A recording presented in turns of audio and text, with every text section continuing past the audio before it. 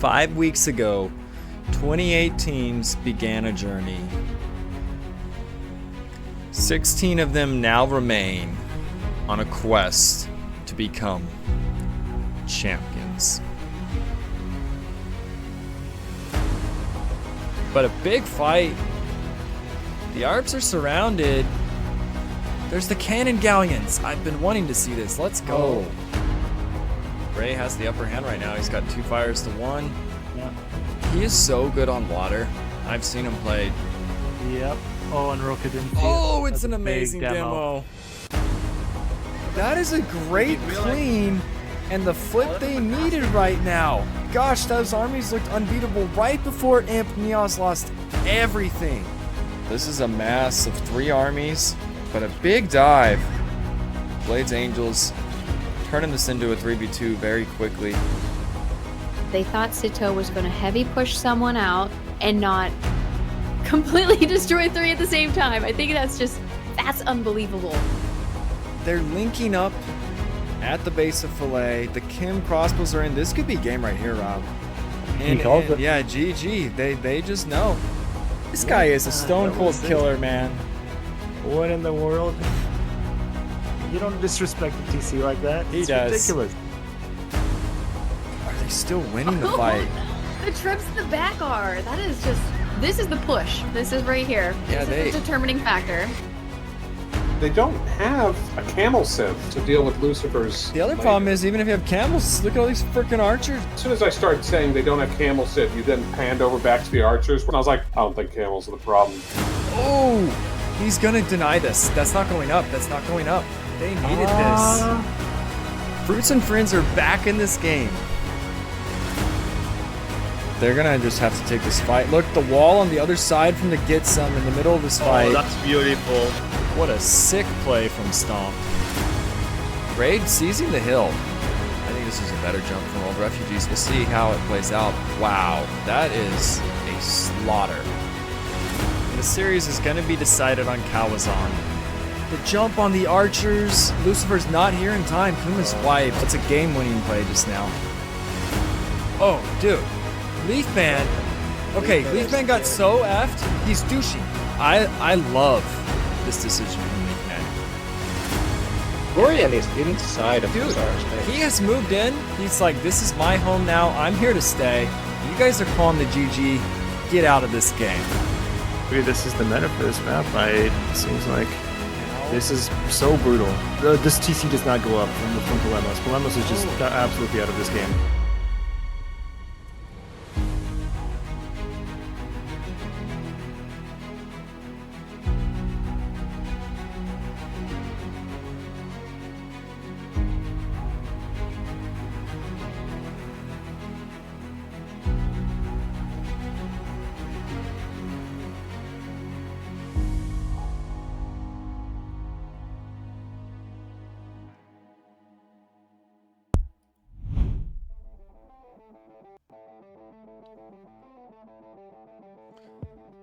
What is up, everybody? It's freaking early here in Cali. I had to wake up about 6:30. It's now 7 a.m. We got the winter crown slapped down. Quarterfinals. Trying to wake up, sorry. Between Big Bang and Raiding Party. This is the 1 seed going up against the 9. Raiding Party are definitely the underdogs, as Big Bang has not lost a set this entire tournament. But they have lost some games. Chug some coffee and you'll be ready to go. I actually don't drink coffee anymore. I used to. I guess I had some last year after not having it for years, and it freaking jacked me up, man. I was all fidgety and jittery, and I don't know, I didn't like it. Probably just not used to it, and I think it was like a strong dose, whatever you want to call it. But map draft is underway. Let me get it in there. And I need to flip this around. So we got Raiding Party actually on the left. Big Bang on the right. And Raiding Party, kind of the underdog story of this tournament. Them and Heffalumps both. Obviously, Heffalumps don't play till tomorrow. But they already upset the 8 seed last week. They didn't look very strong to the start of this tournament, but the last 3-4 weeks, they've done nothing but improve. Kind of a different team almost. And something I love right out the gate, they got Hillfort. If Raiding Party can pull this upset off, it's got to be through strategy and probably not straight meta play like Acclivity or Lowland. As we see Lowland opener, they may have a chance there. I just think it's going to be tough to win on that map against Big Bang, who's been kind of unstoppable meta v meta. I know Lighty's team beat them on Acclivity, so they can die, they can lose. Something that they've sort of changed that we haven't seen before is your 2 strongest players on the flanks and your weakest player on the pocket. Typically, yes, pocket is very high skill, and we've seen like the strongest player in the pocket in the past, but they've gone to kind of show, or they've shown us that the game wreckers on the flanks, it doesn't matter if your pocket's 500, 600 elo below their pocket, because if your flank's dying and then they show up as at your base as pocket, that lower elo pocket can kind of just get ahead because of the damage done. If, however, the team that has a stronger pocket doesn't take damage, that's when Big Bang is in trouble. But it's much harder to punish the pocket when you have 2 very strong flanks fighting you. Now, maybe if Raiding Party's pocket runs right at Big Bang's, that could possibly work. I don't think we've seen teams really try that this tournament. And obviously, Pyrenees and Hillfort, you can't do that. But Lowland, you can. I'm just trying to think of like the weaknesses for this Big Bang team that has not dropped a set. They are 6-0. Rating Party 4-2. Stats are not fully caught up yet. They are more updated. But I mean, just look at the KD at the bottom for Big Bang, 1.7. And Eco KD even better, 2.3. That means as a team, they're killing about 20 bills a game. And they're only losing 9. So they are aggressive. They are at bases constantly while not getting hit that much at home. And I think we have a Civ draft. We do.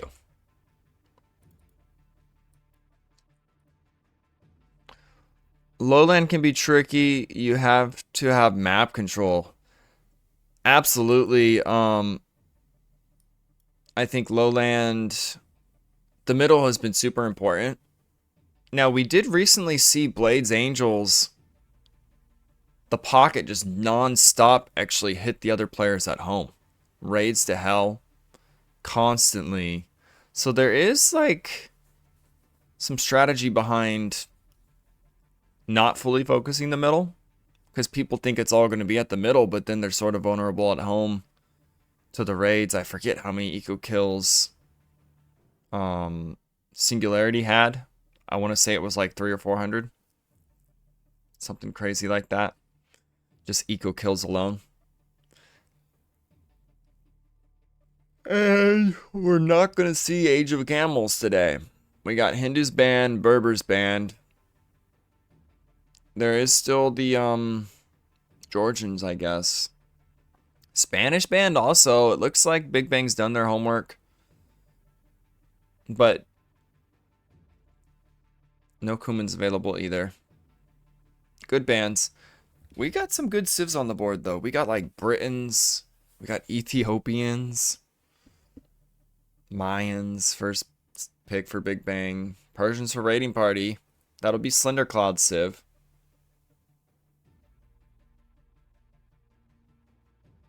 And I know something that Raiding Party will definitely pick. I'm not going to say it yet. I assume these teams aren't listening in, but I don't want to spoil it. Hey guys, can someone of you help me sorting a couple of issues with my Nightbot commands?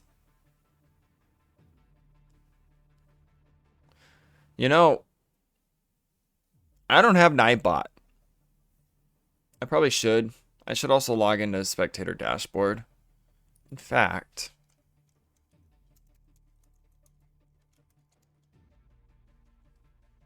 I might be able to just do that right now.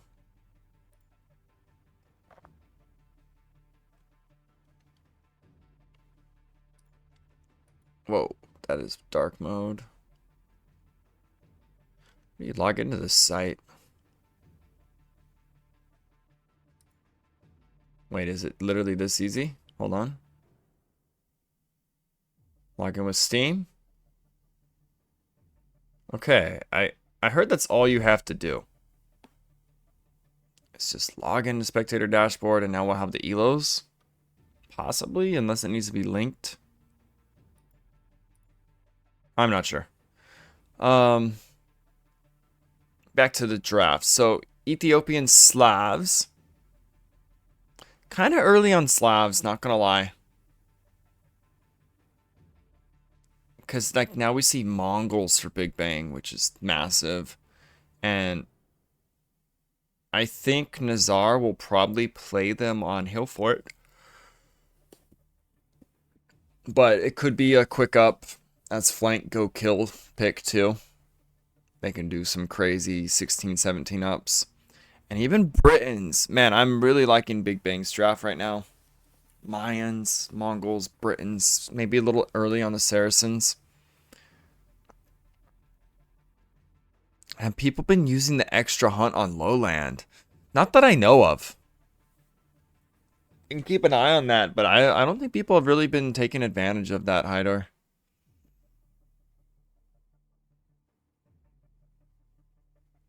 How's it going, Hyder? I know you played tomorrow. I said Raiding Party is one of the big underdogs in this tournament. I think your team Heffalumps is the other big underdog story to make the top 8. And another team that's really been on the rise the last few weeks.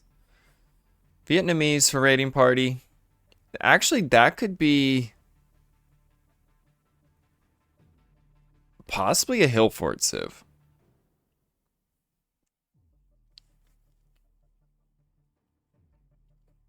I know Hestia has played Italians on Hill Fort. So that's likely going to be used there. It might depend on the generation, but yesterday I had a game where I had a second patch of deers super close to my base. Really? Like, did no one else have that second patch? All good, aside from having lost about 100 team elo in the past couple of days. You know, I just got back into team games. And I lost at first, but it's been getting back up there. I play with some pretty decent people. They carry me. Nah. Some great games. I think we played Dogao yesterday. Keep running into that. Oh, what the heck's his name? Okay, now I forget. Keeps clapping us though.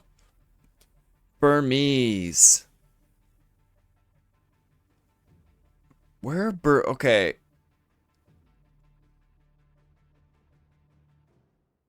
Koreans. I think Koreans will be Pyrenees for Raiding Party. Tatars for Big Bang. I mean, there's no Berbers. They kind of make sense on Hill Fort to just run around. They could also be Pyrenees. Get into CA and run around with them. Magyars can't really go wrong anywhere. Oh man, I am still not awake. It is dark and rainy outside. Went from amazing weather in the 70s in California to like, I don't know, super cold. Yesterday was like 40 something. I know that's not like freezing temperatures, but for April, pretty cold. It's becoming hot as balls out there. I kind of miss the heat. I'm ready for it to be 110 degrees, 100 degrees. Fresno gets freaking giga hot in the summer. And for a comparison of Celsius, 110 is about 43 degrees Celsius. I think last year it broke the record and got to 46 degrees Celsius in Fresno, the hottest it's ever been. So that was pretty gnarly to go outside in. Raiding Party getting the Italians plus Goss combo for Hill Fort again, I see. Yeah, I didn't want to say anything. I don't think Big Bang's actually listening to me ramble right now. Babble on, but I figured Raiding Party would get Goss because they have been super good on Hill Fort. They killed you guys with them, Haidar. 90% humidity. Oh gosh. That's what I think sucks. Humidity and high heat is the worst. Even humidity and not too hot. It's just so sticky and sweaty. Fortunately, it doesn't really get humid in Fresno. It just gets hot as hell and dry. But I'd take hot and dry over sort of hot and humid any day. Yeah, I'm sure you do remember that game. I remember we listening to Ray on the spy cam, and he's like, yeah, I think we got this game. Look at the score. Everything looked great. Then the Goth Flood happened, and yeah. Then you guys kind of died. But if Slender Cloud can hit that timing again with his Goths, I think Hill Fort, I favor Raiding Party there. I'm still afraid of these civs that Big Bang got, though. Mongols, Britons, Franks, Mayans. Pretty crazy. I mean, we do see some kind of more weird civs from Raiding Party. Obviously, Ethiopians and Persians are amazing. But after that, I feel like a lot of the S tier civs went to Big Bang. Where Raiding Party kind of more A-tier civs in my opinion. We got a little shafted by the player positions because I could have stopped the goth spam with Malians, but we were on opposite sides of the map. Yeah. I also think the Hoofnitsa timing was... You guys needed those Hoofnitsa for the Italian mass. Because that was also a big problem. I remember Hestia had so many Genoese on that final push. And yeah, you guys kind of died. But Ray was busy dying to goths. Yes, he was. Poor Ray. But you guys had a great bounce back the next week to get to this round. Curious if the spectator dashboard works. If that's all I really do is log in and now I got an overlay. We'll see.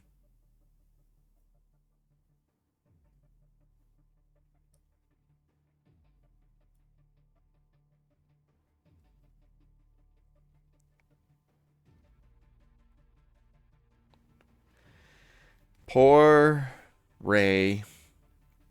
No, I was just talking about your guys' game again with who was it? The Pathfinders. People still roasting French Kiddo how he said he won water and they had no clue that insanely massive fish boom was even happening.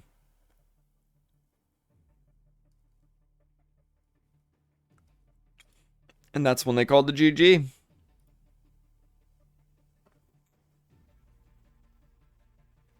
Mamaluk put up a outpost and yeah. Now, let's talk about... Never mind the boom. It's a trade from the enemy's back that got to me. Yeah, like, it was the fish boom and the trade. It was literally insane. Like, Ray is the fishing master. The fish booming. Your whole damn eco is there. Like, all you need is some wood choppers, some lumberjacks, and you got all the gold and food in the world. You can even buy stone. With that kind of boom. And Nazar, 23-26. He'll clearly be the best flank in the game.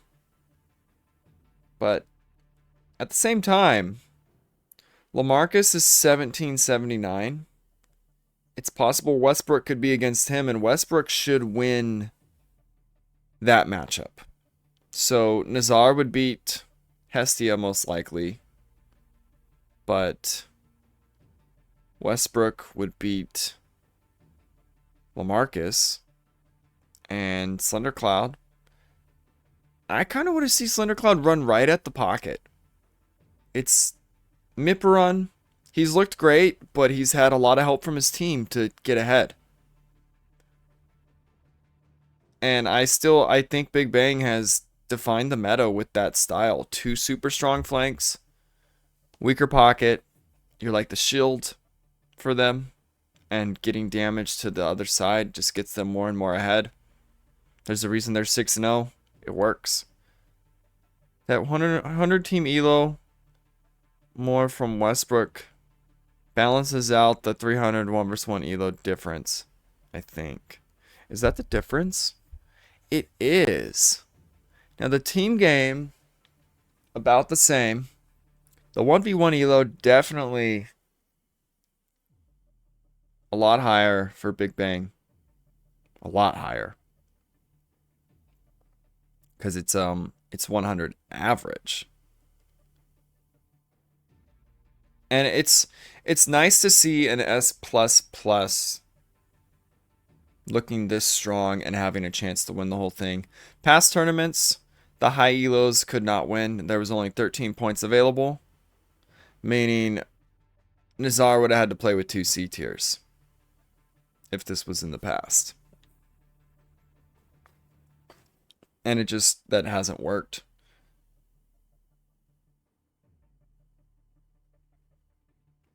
300 elo. Is this a low elo tourney? Actually, no, this is a pretty high elo tourney. Obviously, it's not pro level, but there's so many low elo tournaments, mid elo. I mean, the average 1v1 elo is 1700 plus, and there's lots of 2200s, 23s, 24s. Sato was in it. Shishkin is still in it. He's a 2500. But you don't really see anyone below 1400. That's a weak person in this tournament, a 1400.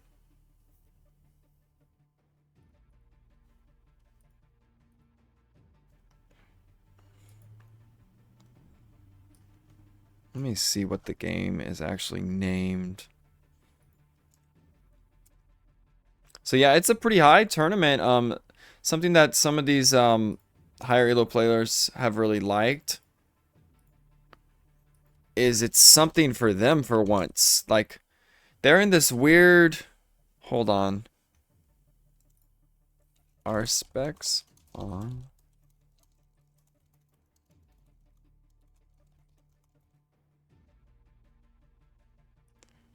Something that... Never mind. One sec. I said that. Something that I've heard from other players, they like that this is a tournament. If you're a higher elo, you can actually win. Because if you're like a 2500, 2400, you're right below where you don't fit in anywhere. Like, the lower tournaments, you're too high. The higher tournaments, you're clapped by like the best in the world, the pros.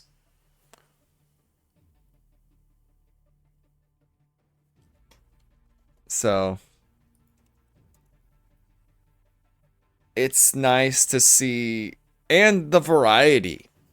Like, I know Sato's team is out, but they weren't quite 16 points. Imagine seeing like a pro with like a, I forget what Lemmy was, like a 1300 or 1400. Seeing that big of a gap have a chance to actually win this whole thing. I don't know if a pro will ever win a slapdown tournament. We've only had one play so far. But the system clearly worked. They were a strong team. They had some good sets and some bad sets. I'd like to see a pro win it someday, but I think it's hard. You have to have some monster games. But like I said, if I remember, Sato's team was 14 points. And they did quite well. So maybe if they were 16 points, I don't know, would they have been broken? Would they have been like right here with Nazar's team? Near the top? Who knows? But I will do my best to try to bring in more pros next time, because all the Sato matches were like super crazy entertaining, win or lose. And he elevated all his teammates too, which I think Nazar is also doing that. He always has Mipperun kind of not out of position. If he needs to be saved, he's not too far away. Like, I don't think I've seen Nazar just get an army wiped this entire tournament. He's super aggressive, but he tends to be in the right spots and never overextends, while also guiding his pocket to kind of help set those plays up. So that's the other thing. A 1400 pocket, when paired with the super good player, is kind of like a 1700 when it comes to like the better decision making, the units to get into. Sato has played a few tourneys like this. I saw him play a 2v2 with an 800 elo guy. And how did that one go? Because I'm sure that's kind of like a 1v2 for Sato. So I imagine he played like two 1500s or something. Now imagine someone like Tato coming in and just being able to make strats for 800s. Yeah, who knows? I mean, I have an idea for how you beat Big Bang. I'm not going to say it, because I don't want to give any teams strategies or advice on how to take a team down like Big Bang, but I do have a strategy that I think would work. Because I used to play in these tournaments, and I watch all the damn games and kind of know the weaknesses and strengths of the teams. Maybe better than most of the players, unless the players watch all these games too. I don't think they do. I think they watch several of them, but a lot of people don't have time to see every single game. And going back to last year's tournament, even my team did win one of them, and we had like a set strat every team we played, a specific way to attack them, their weaknesses, what had to be done. Based on the tiers, you're obviously attacking different tiers and different teams' strengths differently, and knowing what they like to do and throwing that off balance. But I definitely know what should be done against Big Bang to beat them. Not going to say it. I can talk about it during the finals, maybe, if they're there in that game, what I think should be done, but I'm not gonna give any tips. But I know a great strategy for beating them. It was an interesting, a low 2K and 1100 had a really good set versus them. Oh, I think I heard about that. Now that's kind of reminding me of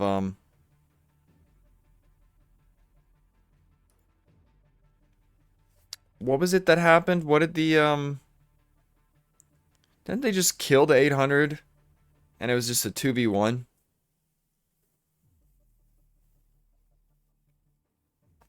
Or they ignored the 800 and just ran at Sato? Players are in the lobby. We're about ready to roll. I might as well get a prediction out while we wait. And this isn't like prime time for AoE. A lot of America's sleeping. Even the East Coasters. 10:30 a.m. for them on a Sunday. I happen to be somewhat of a morning person. Okay. Who will win game 1?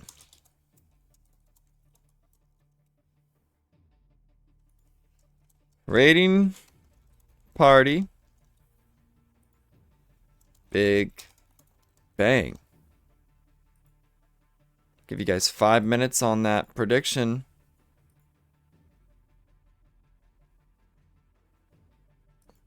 This could be the underdogs or the favorites.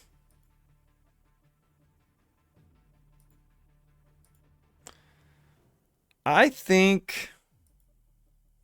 Okay, I think most of us on the predictions chose Big Bang to win this. But if there was ever a team that could pull an upset today, because no one has beat this team yet, I think Rating Party is that wild card team that plays differently, does some weird stuff, and it's possible that could throw off Big Bang. We shall see. I think they're in trouble on this map.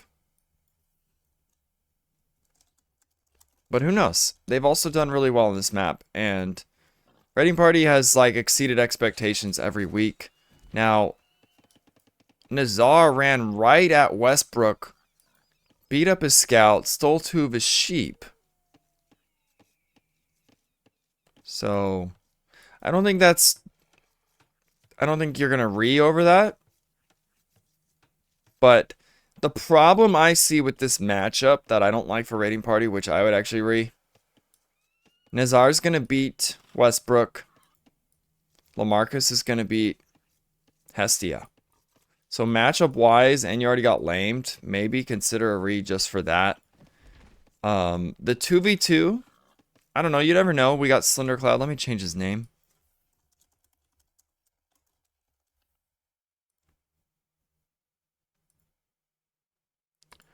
Yeah, Rating Party did upgrade. So, I forget if they're 15 or 16. Let me glance right back. I think they're 16 now.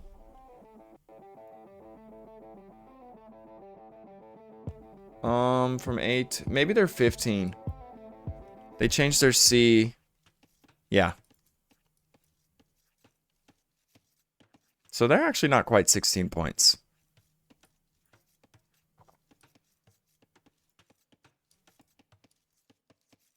Makes you wonder if they were. Would they be the favorites right now?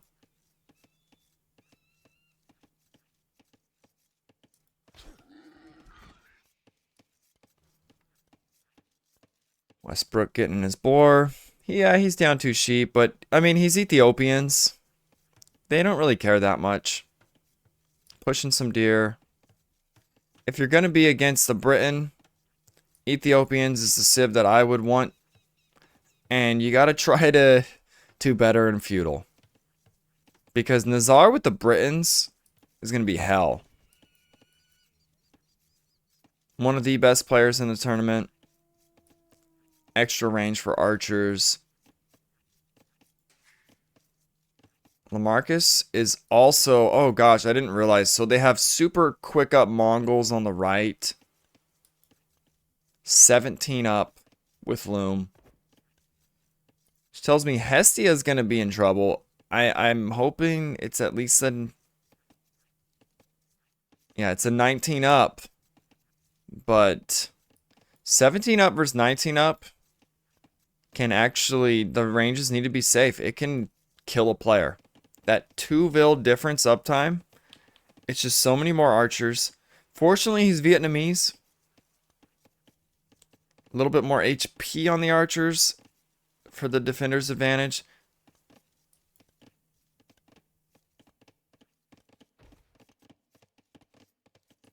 But I'm kind of worried about both the flanks for raiding party here. Thought they changed their 1K8 for 2K. I mean, they added a 2K. And then Slender Cloud is very good. And raiding part, I mean, Hestia has also improved. I think more this tournament than his past ones.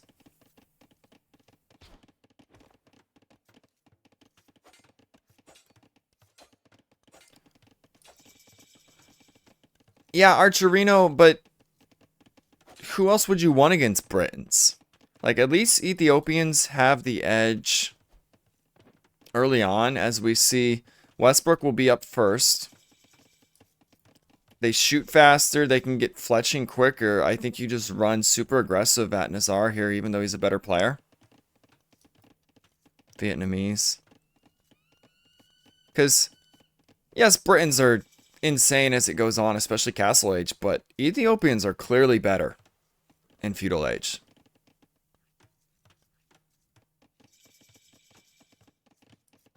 Range is coming up about the same time. Was the barracks a little late for Westbrook? And house is wood. Okay, so he's going to get right into the blacksmith. Right into the fletching. I actually think you want Slendercloud on the left with the Ethiopian running right at Nazar.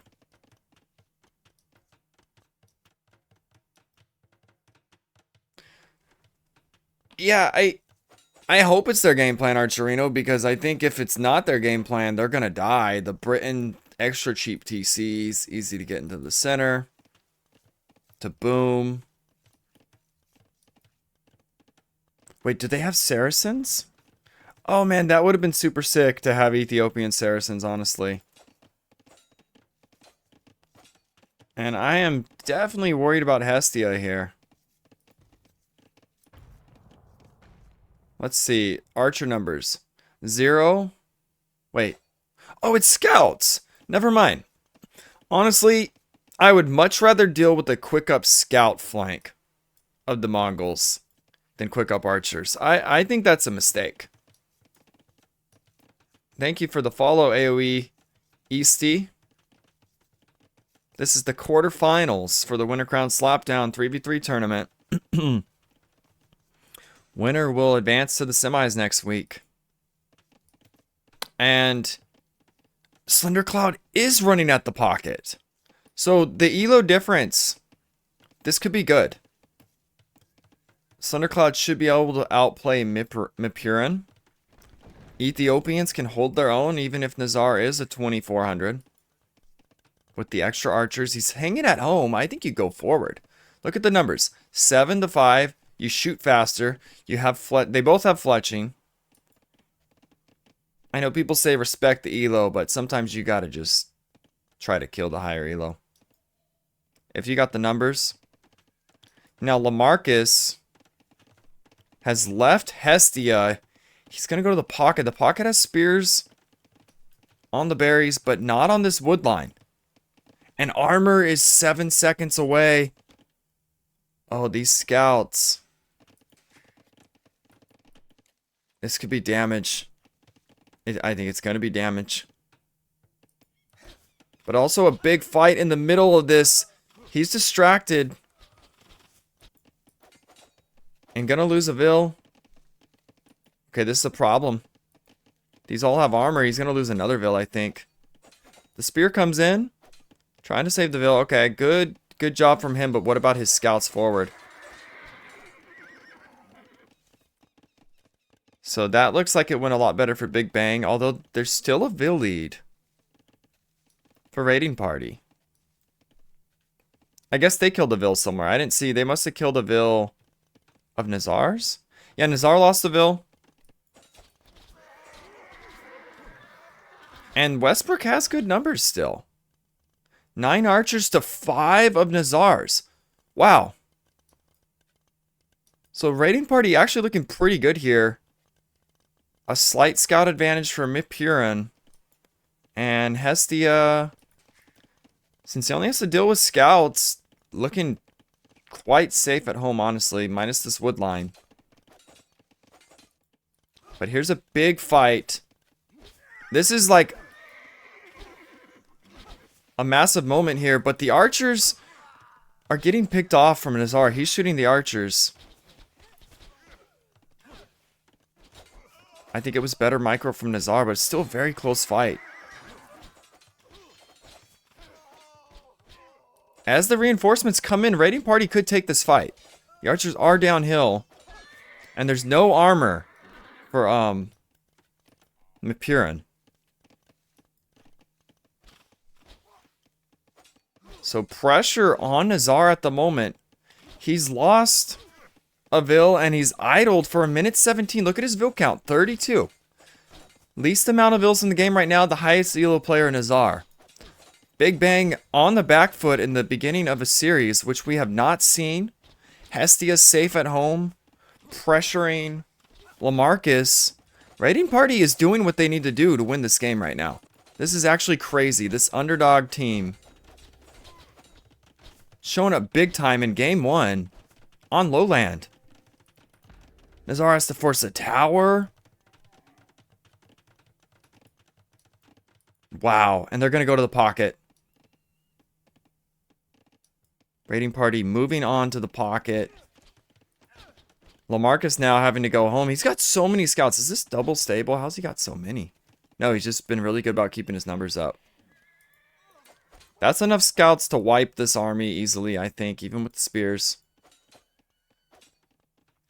Now, something good for Big Bang here. It's so many scouts from LaMarcus. He could wipe this army, and then he could come help his pocket, which I think he needs to do.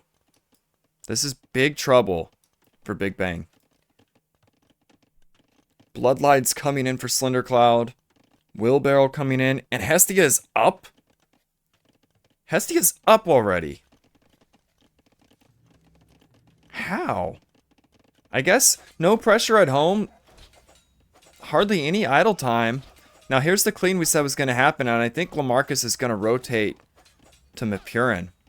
But still great damage, even if the cleans happen. Mipurin getting bloodlines.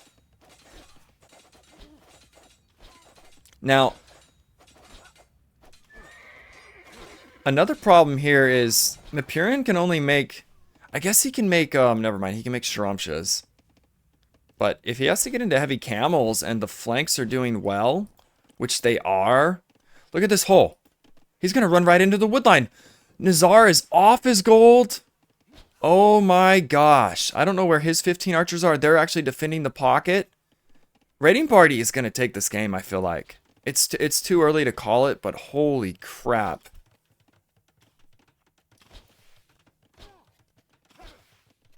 Amazing play. Westbrook all over Nazar. 5 vills down. Has the army to kill his army. Nazar actually can't fight this. He has to bring the other archers in. And Ethiopians doing what they need to do. Win in feudal. It won't matter if the Britain has more range when you have way more archers. Now it's going to be a claim for Nazar. Nazar needed this. And there's a pause. There was even a lag spike. Was it a drop? I hope it wasn't a disconnect. Lag. Okay, it's just lag. Yes. Can kind of feel the lag. This is going to be a wipe. I actually missed... I missed the clean here. We knew it was going to happen. It was just a million scouts came in. Okay. But triple Castle Age for raiding party. And first one up is Lamarcus with the Mongols. Now they need... Big Bang now needs counter damage big time. And all these scouts are running at Slender Cloud. He is walled. I don't see any overchops. He just has to keep this out. Lost all archers, nothing to do with faster Castle Age. Big Bang is fine. Yeah, that is one thing. Nazar cleaned all the... Actually, Westbrook still has more archers. So, no. Even with the clean, he's going to have Castle Age first. And he's going to move in right away. I think the pocket keeps this out. It's definitely not over, but it looks really good for raiding party.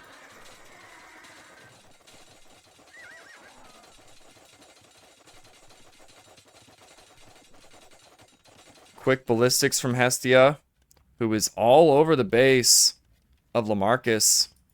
I don't know if Lamarcus knows that hole's there. He doesn't know that Hestia's going to show up right now. But he's going right to the middle to TC. Actually, just an open lumber camp at the moment. So maybe he did know this was coming because he bounced out from his wood. And it's a 46-40 Bill lead for Westbrook at the moment. Does not have ballistics. Uni coming up right now.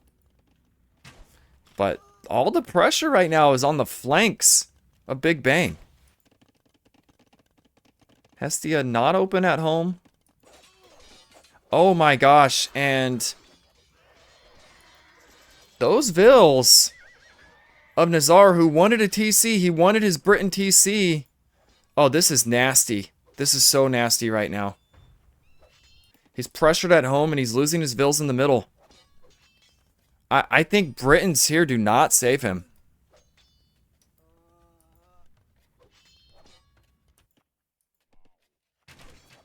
Like, the efficiency of his eco, there's been so much pressure. Raiding Party has played this so well. We could even see a GG. I mean, Lamarcus, idle to hell at home. Woodline in the middle, if it's spotted, it will get massacred. Hestia is almost in range of that. And the Britain ranges are going to go down. TC is going to go up, it looks like. Nazar, 38 vills. Only 39 from Purin.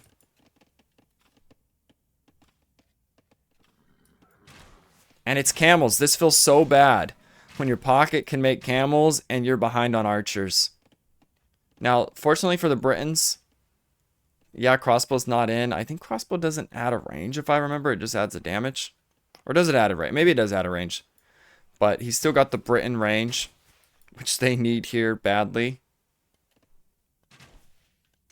But having to relocate his lumber camp, I don't think they can stop this. A big rotation from Lamarcus. They actually need Lamarcus here. And once again, Nazar just can't take wood. He has one crossbow being made at the moment because he has no wood. Farms going down. Now we see Sharamshas being made. But 3 armies. I think this is a great rotation from LaMarcus. I didn't actually see what happened to, looks like Hestia must have got cleared. If they can coordinate this right, though, Big Bang needs this wipe. They're 30 plus vills behind. They're behind on military. They clear this, they still have a shot at this game. And here's the jump. 3 sides. I think they're going to clear it. This was very needed from LaMarcus.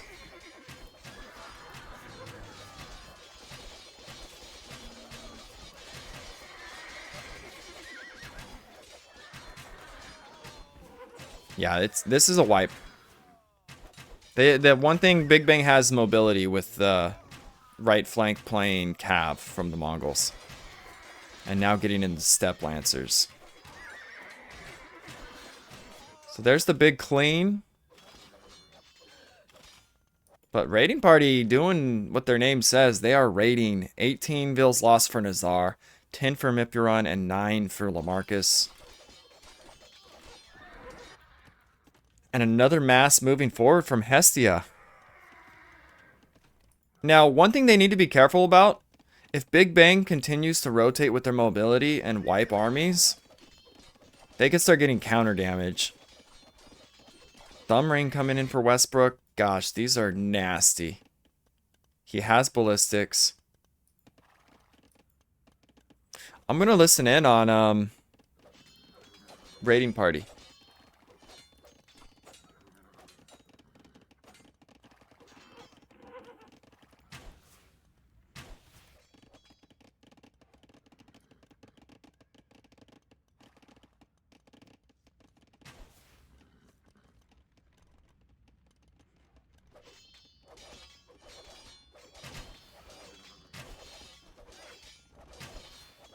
Okay, I cut the chatter.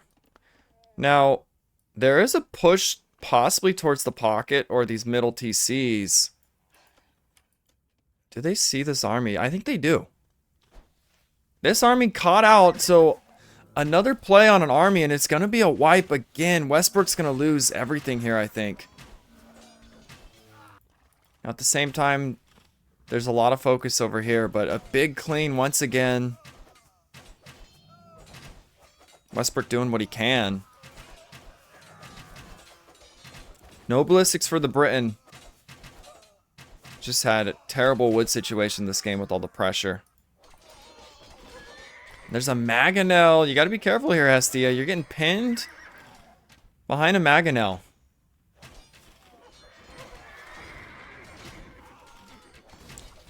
Mangonel goes down. It got a decent shot, but this is still a big mass of archers. And even with these wipes, Raiding Party continuing, although they're going to catch some vills here, maybe. Raiding Party continuing to grow their vill lead, while also maintaining military lead. TC going up in the middle of the fight. Now, Sharamshas are not good against knights, as we see them kind of melt here.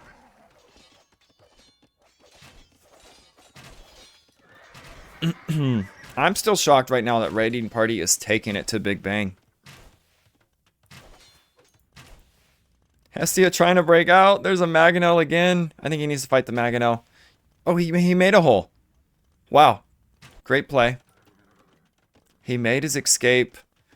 I'm trying to think of, if you're Big Bang, what do you do right now with all this damage? I think they want counter damage, and that's why they're all forward right now. It is helping them see some middle control, which I like.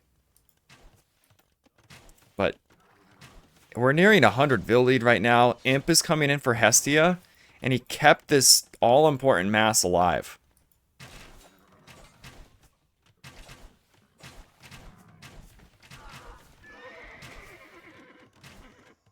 And Nazar does have ballistics now. So he's got that extra range. How close is Westbrook to Imp? Much closer than Nazar is.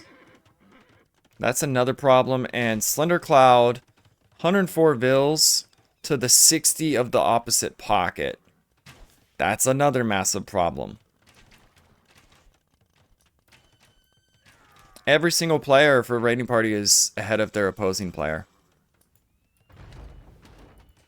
Now, I do like this. Double Mangonel, except not anymore because Imp is in. I liked it until now. These Mangonels will now be worthless as Bracer comes in, Chemistry coming in. Is there a castle ready? Hestia even has a castle ready. He's waiting for Bracer to engage the Mangonels.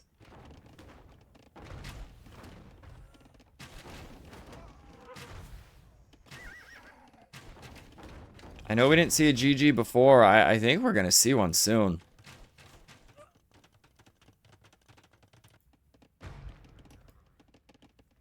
They're almost double the military and they're 100 vills ahead.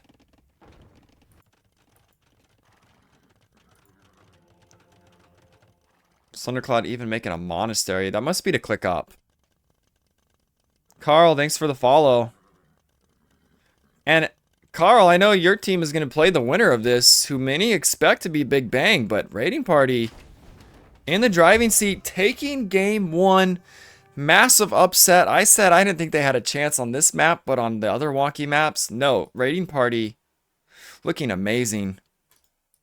And no one has been able to kill this Big Bang team, and they are on the back foot down game 1. First time this tournament that they are behind in a series. They've been tied, I think, twice, but they have not been behind.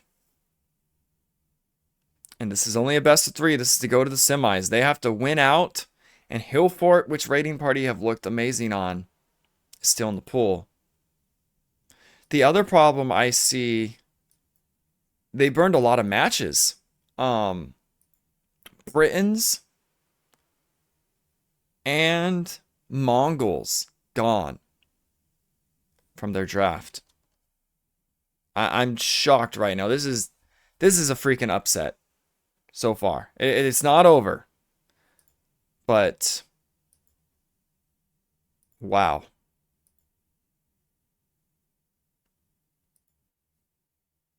And yeah, I think if the Mongol does the quick up he did, but goes archers, it would have been so much better.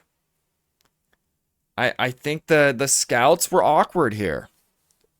They couldn't find damage on Hestia. He walled up. They couldn't find damage on the pocket.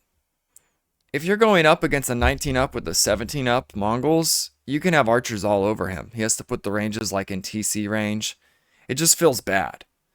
Now, that being said, I think they still played amazing Raiding Party. And I don't want to discredit this one at all, because this was sick. Even the left side, they did well against Nazar.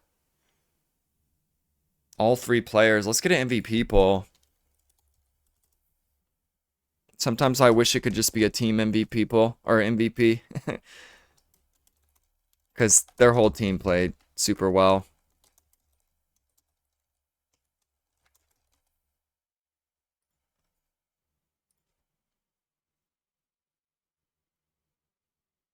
Ads come in 45 seconds, so get your MVP polls in quick. And that's what I liked about the Ethiopians against the Britons. I've always said, if you're going to face Britons, Ethiopians are the best civ to have to do it, in my opinion. I know some other people like others. Because you have that edge. You can get quicker fletching, quicker archers, you shoot faster, and you can just kind of take it to them in feudal and get ahead to where that Briton range doesn't really matter if you get enough damage in feudal. If they hang with you and you don't find that damage, yeah, Britons are hell in Castle Age. But game 1. Wow, I'm still surprised. That is insane what we just saw. Nazar and Big Bang on the back foot. First time this tournament down in game 1. Have to win 2 in a row. Slendercloud with the MVP. Congrats. Well deserved. I thought he played super well too.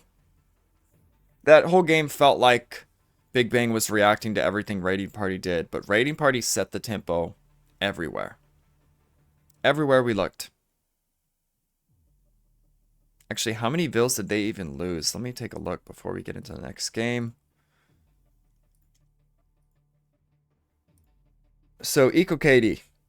Slendercloud lost 7. Hestia lost 2, Westbrook lost 0. On the other side, Nazar lost 22, Mipurin lost 10, and Lamarcus lost 14. So yeah, that right there tells a lot of the story. Double Cav has been really good. It's also been bad. And I think here it did not work.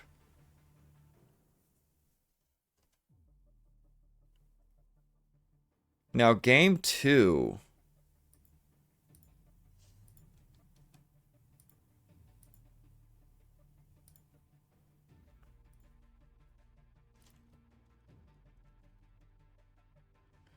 It's going to be Pyrenees. Now, both these teams have been strong on Pyrenees, I think. Let's see. So, Lowland. What was their win rates? Raiding Party is 2-0 on Lowland after that win. Big Bang was 2-0. They're now 1-0. I think Pyrenees. Raiding Party's 1-2. While Big Bang is 1-0. So win rate wise, Big Bang has done better on Pyrenees. I do expect to bounce back. Oh yeah, let me update the civs. So the Mongols, the Britons, and the Gurjaros all fell. But the Ethiopians, the Vietnamese, what was the pocket? Do I still have it open? Was it a Persian pocket? I don't even remember. Was it Lithuanians?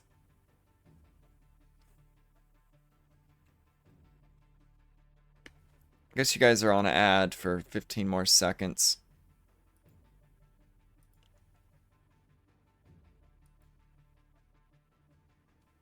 Okay, welcome back, chat. Who was the pocket for Slender Cloud? Was he Persians or was he Slavs? Was he Lith? I didn't pay attention to who he actually was. If anyone in chat knows, I can update. I feel like it was probably Persians, but I don't really know.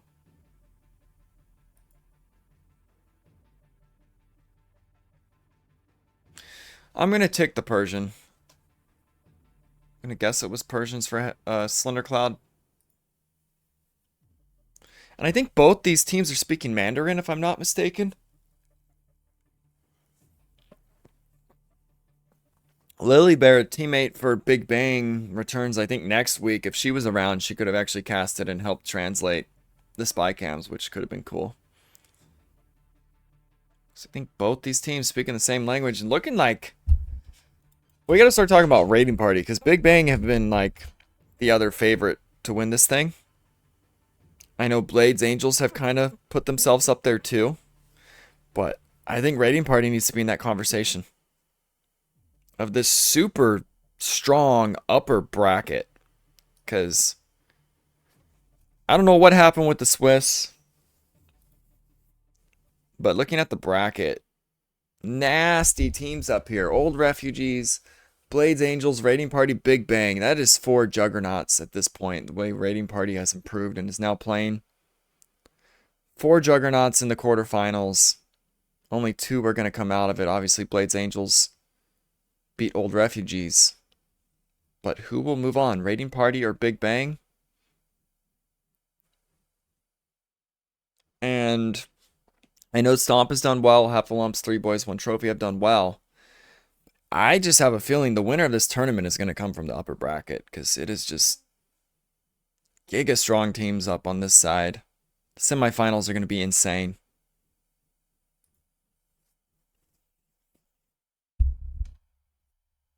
I would never count Stomp out or those other teams, but I think it'll be tough for any of the 3 teams in the lower bracket to take this thing. Players are in the lobby. The server is Southeast Asia. Now, Hestia also, Imagine I had to wake up at about 6:30 a.m. because he's also in California. Definitely an early match for him, but he's done this throughout this tournament because it's hard to schedule for his team with the time zone differences. I need some water.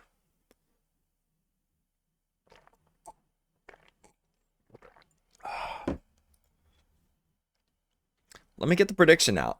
It's going to be Pyrenees. Wow, we're up to 16 viewers now. Now that we're getting more into like normal hours. Love to see that more of you are now here. And a set that I think most people wrote Raiding Party off. Did they play already? Oh, I'm on the brackets for a second, Dev. No, Raiding Party took game 1. And they took it very decisively. So Big Bang on the back foot for the first time in a set. Losing game 1. And they have to win out to have a chance. All right, 5-minute prediction. Game 2 is going to be Pyrenees. And it looks like the game is up. Now, I have the dashboard on. I don't know what I need to actually do to have it show up in the game. I guess I'll look and do it more another time. Game 2, Pyrenees underway. Did you finally sign in? I did sign in. Okay, sorry, says Raiding Party. What went wrong? Westbrook, did you not build houses? Westbrook is the Chinese. Doesn't need a house. Because it's Chinese. Although I thought typically you partially build one while the sheep are coming to the TC. Is that the reason? 7 seconds idle from Slender. Don't actually know what the reason. Oh, is it 15 pop from the TC?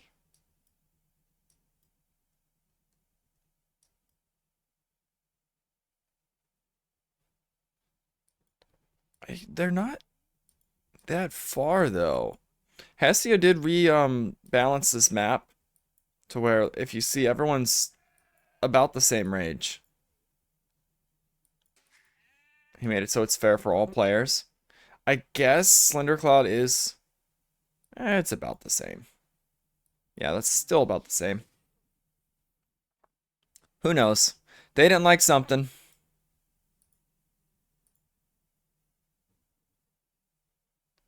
Now there's supposed to be a button.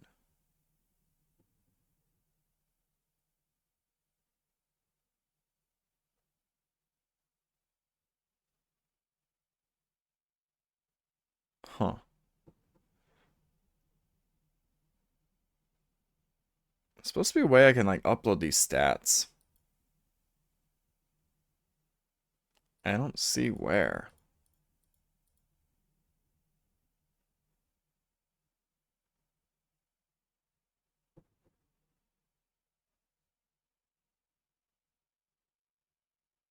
Whatever.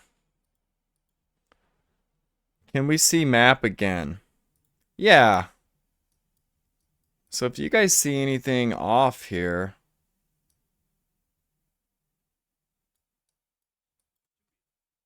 Wait, is there no sheep? Wait a second. 1, 2, 3. There's no sheep under the... Wait, no, it's right there.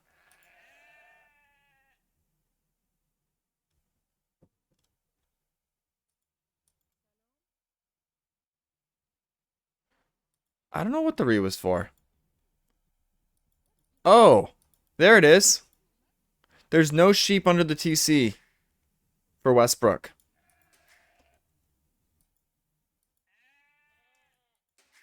Are they? Where is his sheep? Yeah. That's what it was. There's no sheep. The Chinese eat them very fast. Okay. He was going to have a bad game with no sheep under the TC.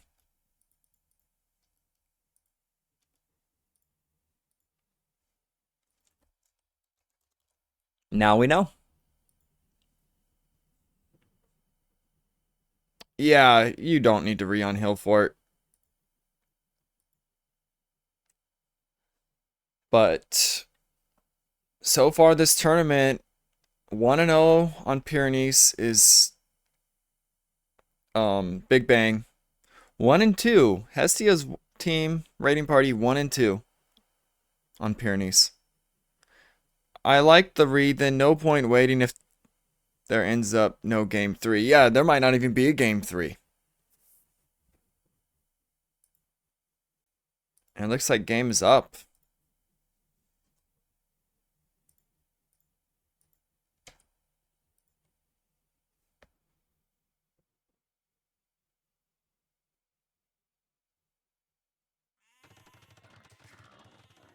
Now I need to see. Okay, there is game audio. Perfect. So same sides. Rating party in the north. Big Bang in the south. Big Bang has a re. If they were going to use it, it would be probably this game and not the next one. Civ-wise, we have Tatars, Magyars, Frank. So it looks like Big Bang probably wants to go maybe CA for both sides. If they do double Cav again, they do have the bonus for Nazar for quicker Cav archers. I think that's what Magyar's team bonus is now, or don't they make Cav archers create faster? So that could be useful. Double CA play, though, I don't hate it on this map. You can rotate so much easier. And the other side, we got Westbrook playing the Chinese. Hestia, I knew he'd go Koreans here. They've been super good on this map. And Slender Cloud with the Persians. So it was not Persian's last match. Who the heck did he play? And there's the Re. Nazar Reed. Now we get to find out what went wrong for them. What did they not like? They didn't know who they were against, so it's not positions. Oh. It actually looks like Nazar forgot to build the lumber camp. And his vills were just idle. Or, I don't know what the heck. Maybe he didn't know where it was yet? That might not be what it was. It looked like those were idle for a while, but they weren't. Is this one idle? No, he's building away. He's got the hammer. Was there a bill lost?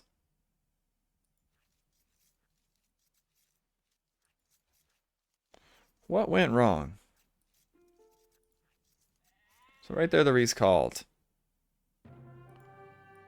Did a boar get killed? No boars have even been pulled.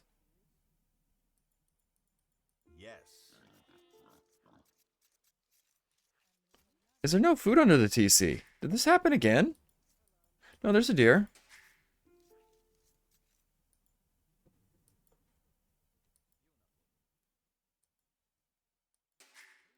No boars accidentally killed.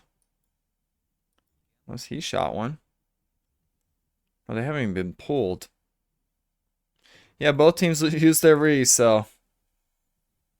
I actually don't know what the reason was for Mipurin. It could have to do with the lumber camp and 3 vills going forward, but you can just have one build it.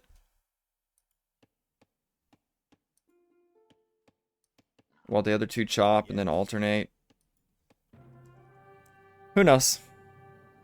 Maybe they just used it to use it. They're not going to use it on the final map.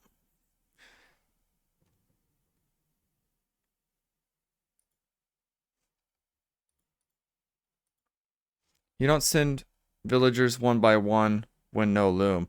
Oh, that's a good point. Scouts could be forward.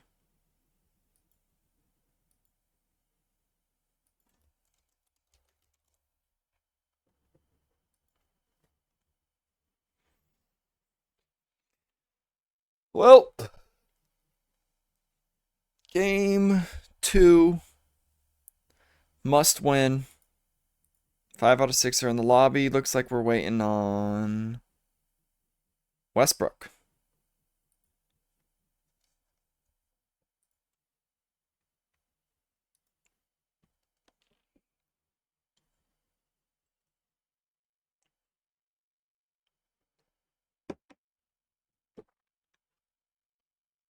By the time scouts would be pushing deer, though, no.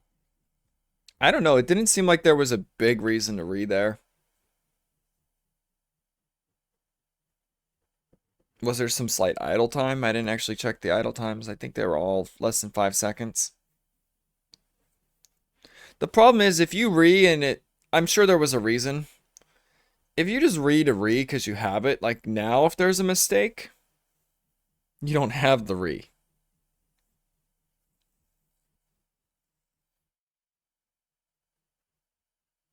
So, but that's both teams. No one can mess up now. And I think it actually helps like a Chinese start. You get a third crack at it to get it just right. If you drush and people do that, easy advantage already. Wow, now we got... I like this generation. We don't have to look up or down. We just look left and right. And we got snow. The blinding bright white snow this early in the morning. It is a little bit bright, I'm not going to lie.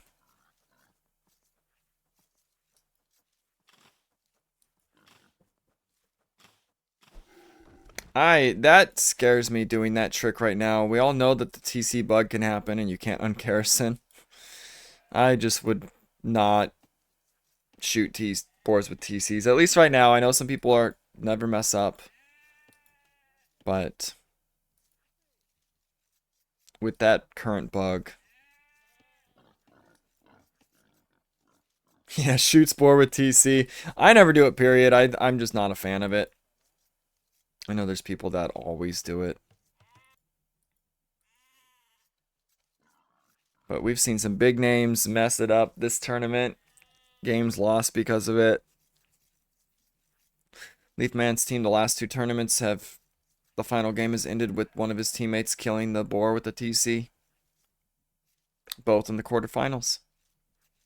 No, the other one was semifinals. Because what I don't like, if you do shoot it with the TC and you have like a weak Vil that has to like garrison last second, sometimes it shoots that arrow just right. That's usually when the boar gets killed by the TC. An unplanned garrisoned Vil that was going to die. Shoots an arrow. Last hits the boar.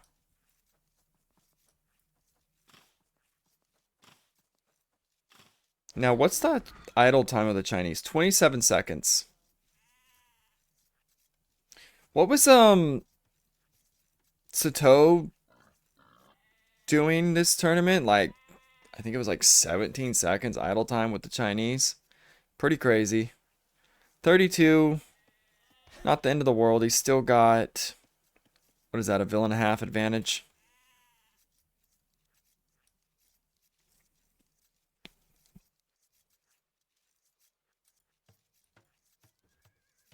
I mean, even a Vil and a half advantage is big.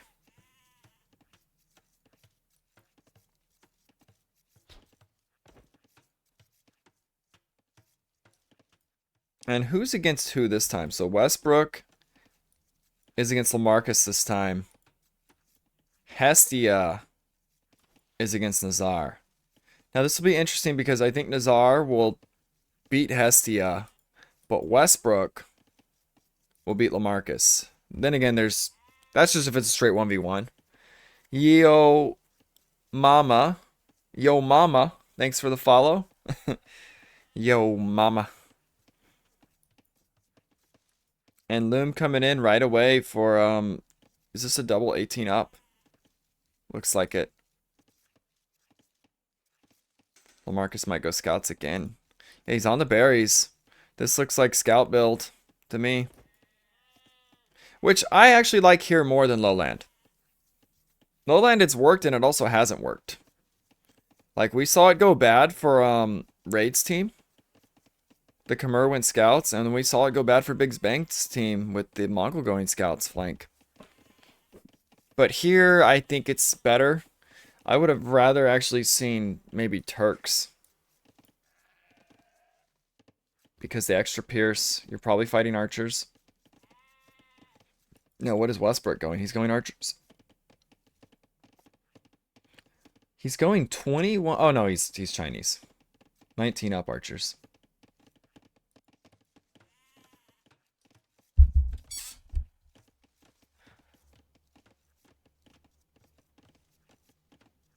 And Nazar's also going scouts, right? Yeah, he's on a mill. Barracks coming up. So double scouts, pocket going FC. The 2 farms are down. Slender Cloud. So it's triple feudal for raiding party. And it's double scouts with an FC for Big Bang. This is, he's gonna get the Scout of Hestia. That's big.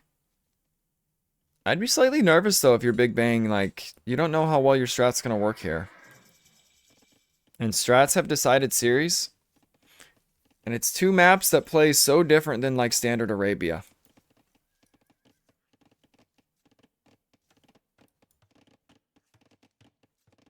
Now, this is very annoying because he wants to build a range. No, actually, he's going... Oh, Hestia forgot his barracks. Looks like he's going scouts. Oh, this is not what you want to be doing right now. He's trying to wall this gap. Nazar being very annoying to those 2 vills. This is a lot of, like, 4 vills kind of not doing stuff at the moment. Wall's trying to get down. And now the spear will likely come out. And the range just now. Wait. Oh, no. Hestia's going skirms, I think.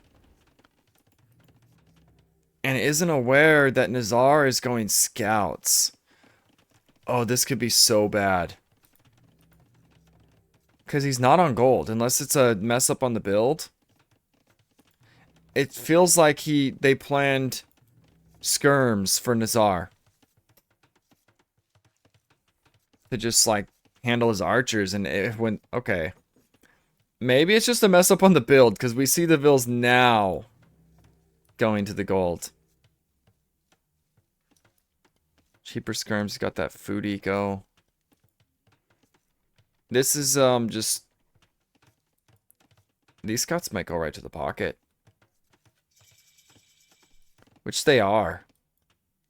Pocket has a barracks, has a stable, did go feudal. Looks like, the north, though, could be a problem for Big Bang.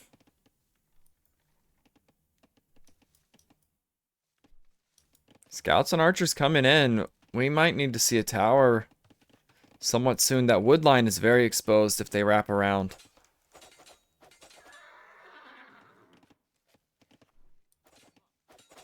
They should wait for the archers, honestly. And they are. Slundercloud keeping him out. He's got the small walls up everywhere. Scouts can be great, but if you're small walled everywhere, they don't do a whole lot. Now, this is damage because they're all idle, and these vills actually can't do anything at the moment. Spear coming in. They don't see what we see, but the walls are now up. Great job from Lamarcus with some damage control, and I like that he's picking off the reinforcements of Westbrook. So the power of the mobility is showing here a little bit.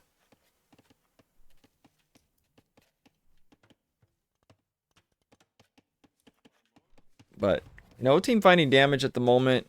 Mapurin is going to be FC untouched. 28 up means he has eco behind it to go right in the Knights.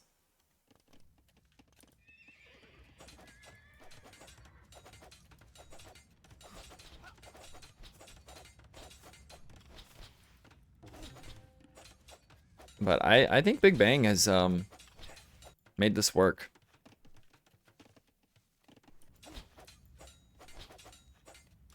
Armor coming in from Apurin. Yeah, we're going to see Knights.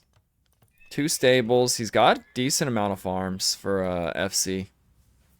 I know 25 up FC. 25 plus 2. Oh, this was 25 plus 26 plus 2. He did 26 plus 2. We'll be tight eco. He can get single stable Knights decently.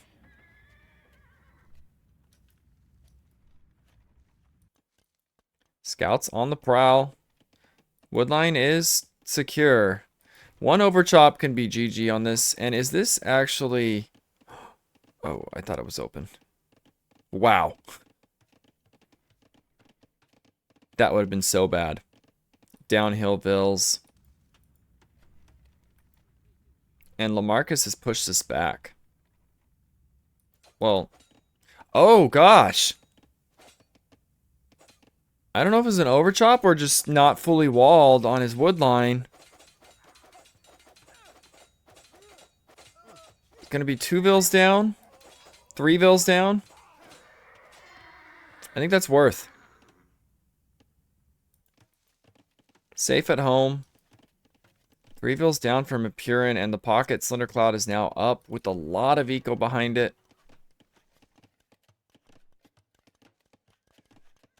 Raiding party once again. Looking quite strong. Damage needs to be done. If you're Nazar, you need to find some kind of damage on Slender Cloud here. Walled his Knights in, yeah. And Hestia getting damage on Nazar. Nazar... Okay, there's Knights. It's going to get cleared, but I think he's going to lose a Vil. Nope. Barely survived. Nazar also got 2 Vil kills. When did that happen? Who lost 2? Hestia lost 1, Slender Cloud lost 1.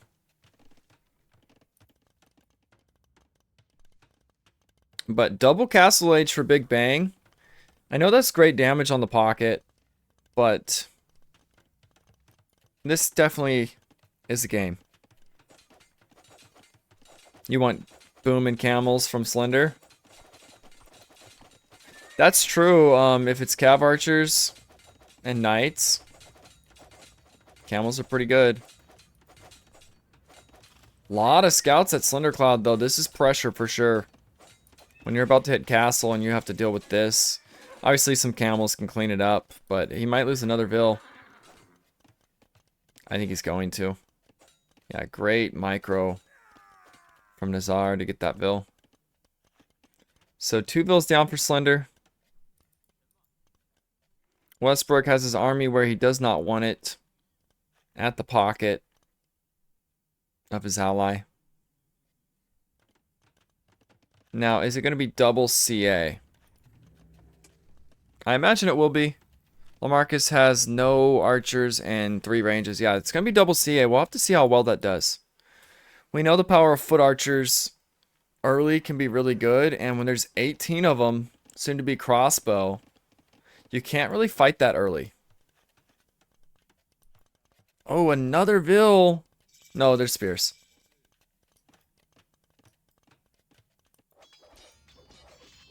And here comes the pressure. Lots of Knights.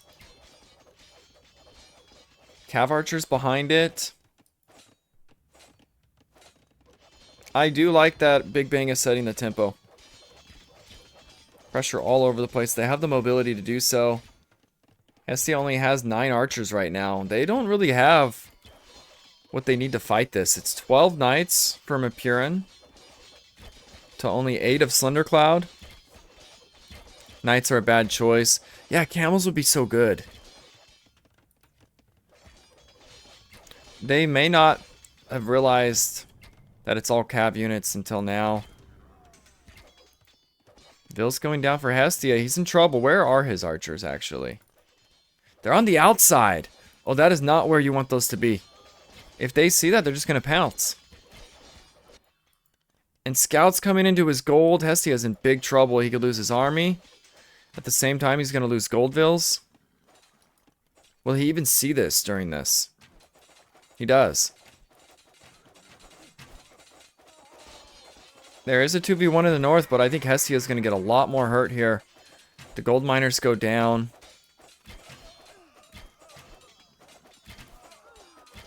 Just lost all his gold miners. 11 Vils down for Hestia. If they don't find big damage, that TC's going to go up in time for Lamarcus. Big Bang clearly ahead right now.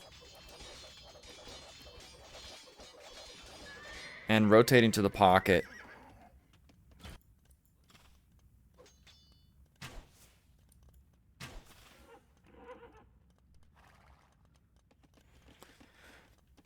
Raiding party may go to the pocket themselves. They have to do something with this because at home they're in huge trouble. I agree. There needs to be camels, Carl.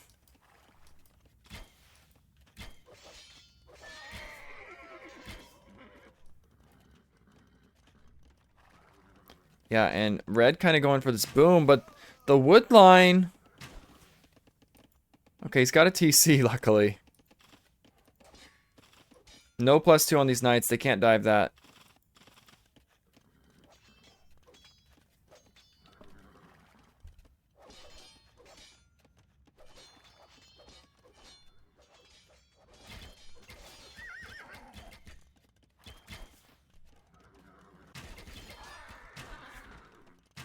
Ballistic's coming in 30 seconds for Westbrook. It's so needed right now. Especially against all these CA. Ballistic's also coming in for Nazar. And now they're on the hunt for Vils with this mobility. Thundercloud has to pull his Vils off gold. Actually, camping that gold is a big problem. If they sit right here on this gold, you can't really make any more units if you're Thundercloud. It looks like he's trying to find a new gold mine. But the archers rotate around. I think they're going to clean up this push at home too from Raiding Party. The power of the mobility right now. They can fight this with 3 players. And Slendercloud has not taken gold. He might just be on stone because it's all he has available at the moment.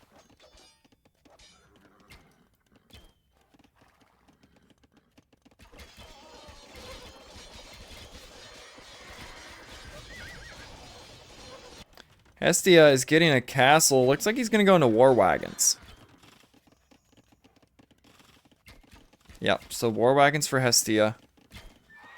It's an 8 Vil advantage and a big military lead for Big Bang right now.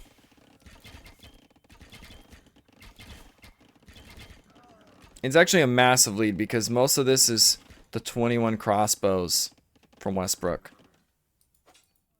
Oh gosh. No gold available unless he spots... Okay. Is he going to see the gold mine? He sees it.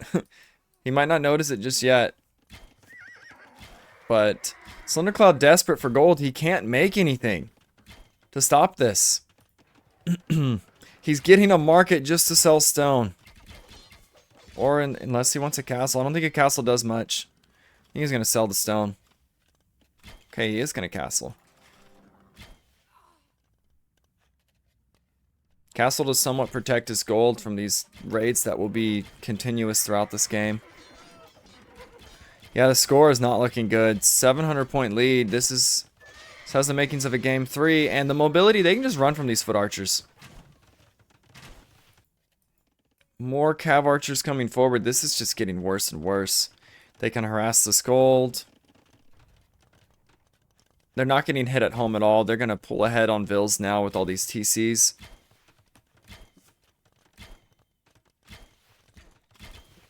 He's actually just opting to break in. I don't know if you want to dive between these 2 TCs.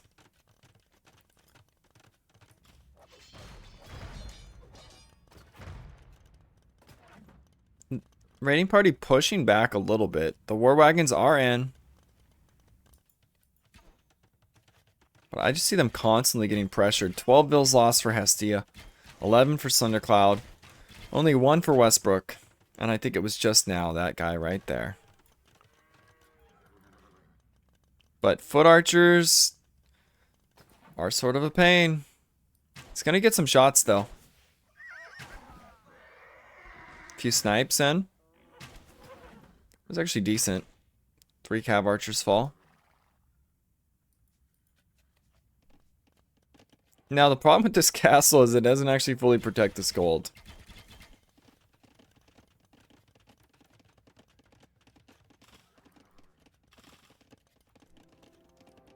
But just the threat of knowing it's there. They know that these 3 golds are kind of like priority. They don't know that one's there. If that gets spotted though, I think this game's over. And they may see it because this castle's pushing this army this way. I think these villagers are all gonna die. Oh man, this could be game. Your pocket's gonna lose 10 vills. We can see the GG right here.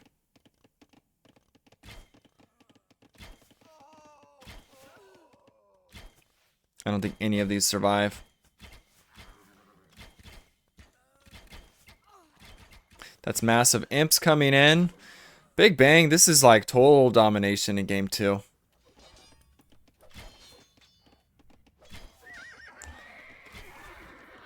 So, all 3 of them imp. Westbrook is imp, but is it gonna matter? 30 bill lead, imp lead. And the difference right now, pocket-wise, Mipurin, 98 vills to the 80 of Slendercloud. Slender would have more if he didn't lose 30, but that's the pressure that Big Bang has been applying. Game 3 is going to decide who goes to the semis, because I don't see any comeback possible from Raiding Party the way this is going. It's a good castle from Hestia, but I don't think Big Bang cares that much about castles.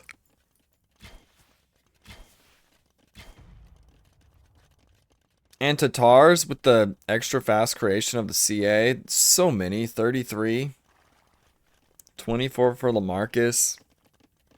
There is this big mass from Westbrook, but it's kind of just reacting. One's going to go forward. He will have an imp spike. But so will, no, it's not really an imp spike when the other side's imp too.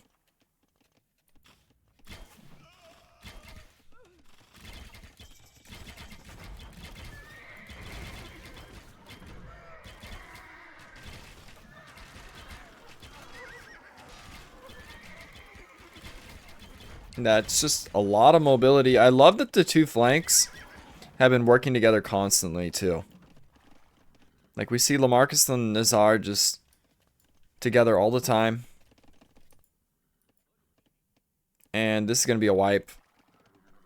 Right? Oh, the upgrades are in. They did not see each other pass. Oh, yeah, Mipurin noticed. He's not looking. Because he could be killing knights right now. Now he sees. But it's going to be a wipe. Cav archers from the other side. It's a pincer.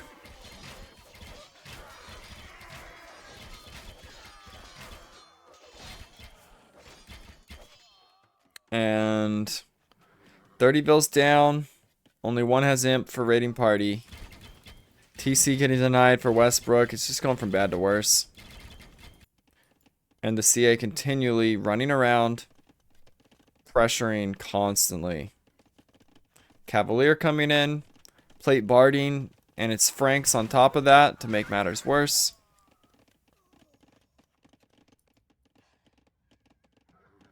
War wagons are going to be caught downhill from the... Yeah, this isn't a good fight. Downhill from the Tatars. Look at that damage.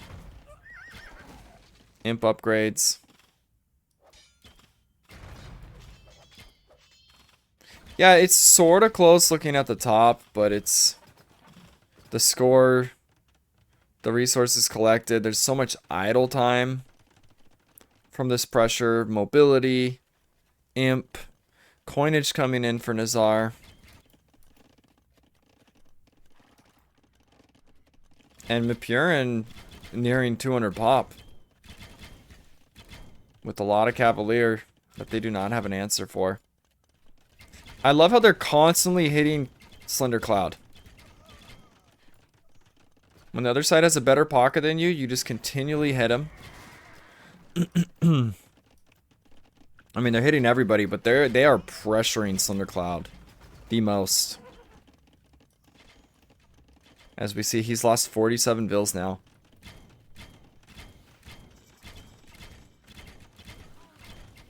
Imp is coming in. I still want to... I agree with what you said about camels. I think the Persian needs to be making full camel if they want any kind of chance. Oh, that is cheeky. Archers on the wood line. They only got one bill, though, it looks like, of Lamarcus's. First death of the game.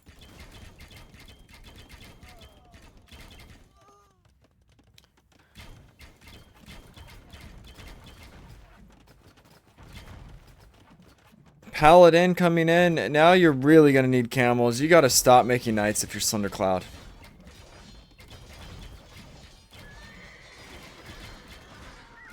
Like, I don't see a reason to actually make knights here. Savar. Oh, that's true. He has Savar. You make a good point because it's Maggie RCA. They do an extra damage. But then you also have to deal with the Paladin. It's kind of like there's just no answer. GG may be called here. I'm going to listen in on Big Bang. 在打红色也行。我自己和他的弓在这里啊，有没有人可以帮我？不用，不用，没有法。我很肥啊。对，我觉得我们这张图理解是对的。对，我要够肥。我发了我几。All right. Big bounce back. You could hear Nazar talking the most there. I'm sure he's the one leading this team. Highest elo. Wow. We are going to a game 3. And it's going to be on Hillfort. Nazar 5.43 KD. I thought he played well. I also thought Lamarcus did super well with the early 1v2. He only lost one bill and it just happened on his wood line. So he actually took no damage from that pressure. Mapurin took the most damage. But it wasn't enough. Raiding Parties plays Hillfort really well. Yes, Raiding Party has been super good on Hillfort. And they have the Goths. I don't know if Big Bang watched them or studied them because I'm surprised they gave them Goths.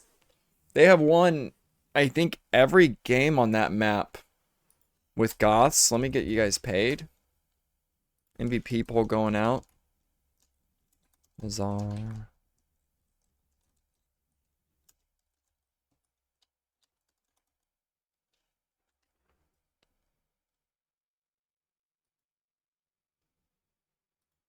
Slender will go Goths again. Yeah, absolutely. They got the strat that they want. The civs they want. The map they want. I favor Raiding Party on that just because how many times they've played it and how well their strategy is done. We'll have to take a look at the civs to see what the matchup may be. But the bounce back on Pyrenees... Big Bang just looks insane on Pyrenees. They're now 3-0 on it, I think.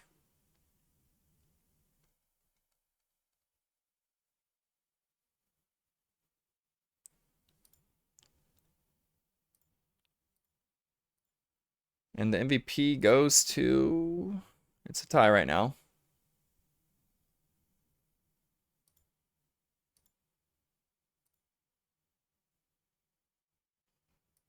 It's a two-way tie. Who's the higher score? It's Nazar. Congrats, Nazar, to the MVP. Big Bang taking game 2. Bouncing back. It's the first time they've been behind in a series, but now they're 1-1 again. And they've been in this position 2 other times, and they've won the set both those times. So, could this be their first loss of the tournament and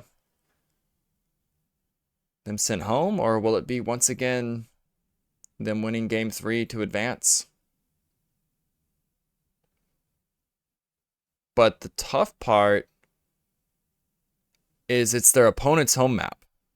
The other game 3s were their home map.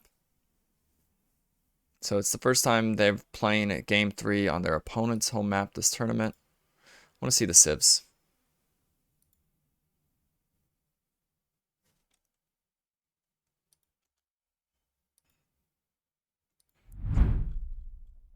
So Persians, I didn't remember who they actually picked on game 1 raiding party. I thought it was Persians. It clearly wasn't because Persians were used here.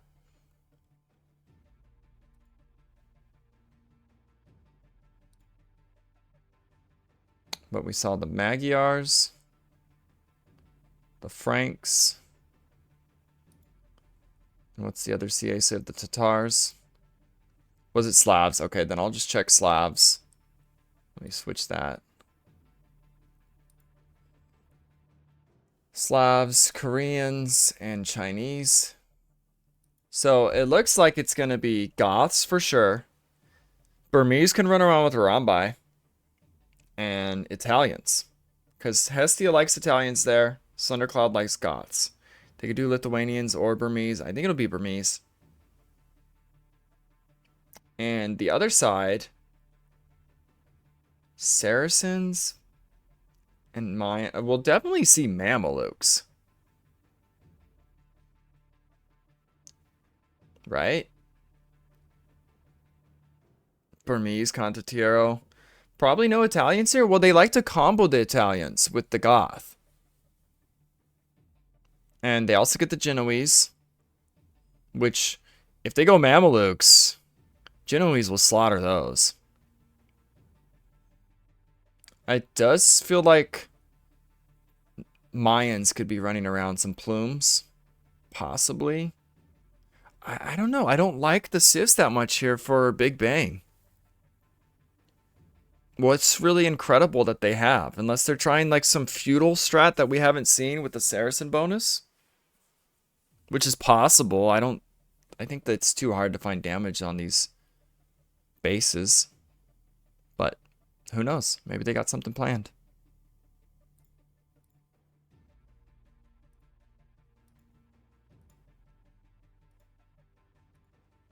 Plumes could be an answer to Condottiero, but they do die to Huskarls. Yeah, that's what I mean. It seems like Raiding Party, if this goes mid/late, they have all the answers. You can still damage with Saracen bonus. Yeah, honestly, if you're Big Bang, I think you go for the aggressive kill early play here. The Goth wants to boom and get into Huskarls, which if they've watched their games, they'll know that. And it's kind of a 3v2 before they can reach that point. You could go Burgundians for some cav and just double foot archers from the Saracen and the Mayans. Could work. That would be insane if it's the first time we see some big feudal aggressive style play. I wouldn't hate it because last thing you want is to go against these civs late game for Raiding Party.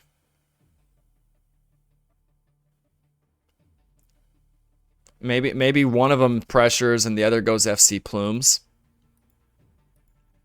Really curious. I'll get the prediction out.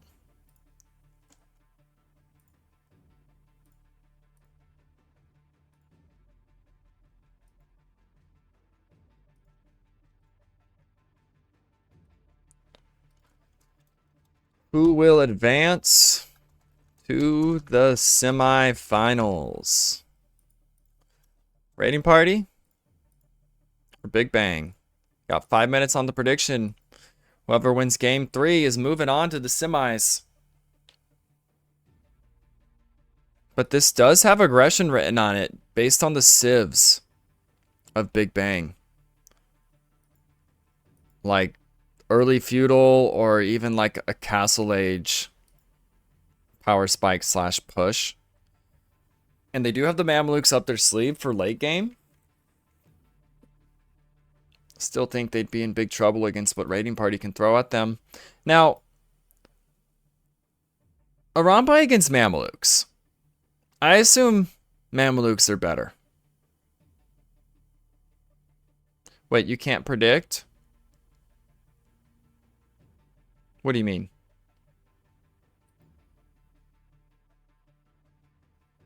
It's working right, is it not? I can't because of my region's oh, you specifically can't. Well, someone's got 2,000 points on Big Bang. 0 on raiding party, which is a shocker. Like, how quickly can I make an alt account? I want to win some points. No. I don't know who to favor here. I like their Civ's late game raiding party, but I'm worried Big Bang could kill them before we get to that point. Mamelukes absolutely destroy Burmese and Goths. So that's where the Italian will have to come in.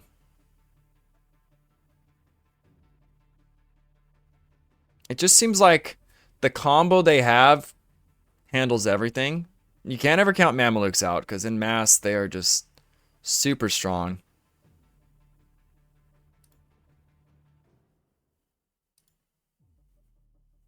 Right now we have Archerino all in on Big Bang. Looks like. No. Hydor is all in. 4,000 points of his. Thinks Big Bang will take it. Archerino only lets you bet 0 points. That's too bad.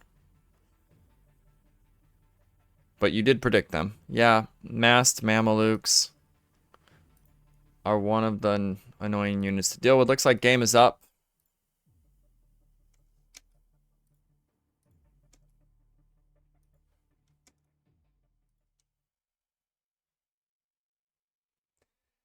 I'm more awake now. As I yawn saying that. No rees for either team, so you don't want to have any mistakes. Yes. And it is Saracens, Mayans, Burgundians. Are we going to see forward ranges, all-out aggression from Big Bang? That's what these civs say.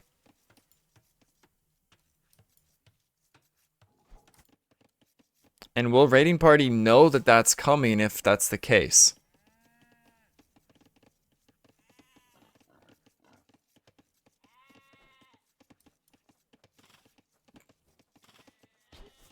Like, you kind of run the risk of everyone FCing. It is all the civs we thought it would be too. If everyone FCs and Saracens do their thing. Yeah, these are fortified palisades, but they're still paper gates. So there's lots of ways into the base. Appear and preemptively walling forward with houses. I think that's also common. Raiding Party will have to do the same, and they are. Every house a villager builds this game, minus the starting 2 houses, needs to be on the front. Or the side. Hestia doing the side, but it's still kind of patching the defenses. By the way, the previous tourney Hill Fort was better with fish outside and no sheep. Honestly, that map, oh gosh, what's it called? Valley Fort? That was one of my favorite maps ever out of any of the maps in any of our tournaments. I think Valley Fort was amazing. What the heck? Oh, you have to build pointless mills on this map. I just realized that. There's no berries. Yeah, Valley Fort was sick, man.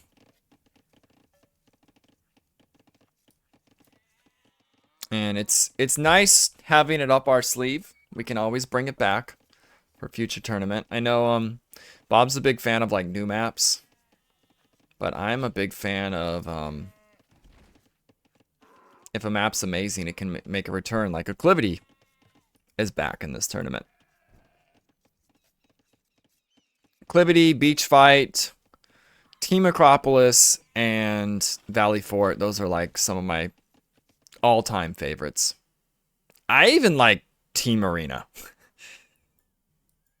That was only in our 2v2 tournament, but it was kind of a cool map. I'm not an Arena fan, but Team Arena, something about all the players being in the same base is kind of cool. Just don't go all water and whatever else is there, it's fine. Honestly, after seeing some of these heavy hitters, how good they are at water, these 2K plusers, I kind of want some more water maps in the future.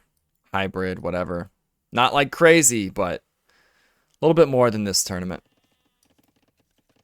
And everyone likes to swim in the summer anyways, so summer slapdown might have some more water. This is telling me the early scouting.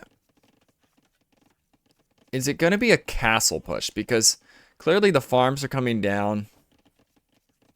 Although, oh, Lamarcus is going up early into eco upgrades. Okay. These Burgundians. Could send a little panic that he's up quick. The other team might be like, oh gosh, he's up. What do we do? But I don't think they care. Hestia wants to get into Genoese. He's going to stone. Westbrook wants to get into Arambai. He's on stone. And Slendercloud just wants to boom to hell.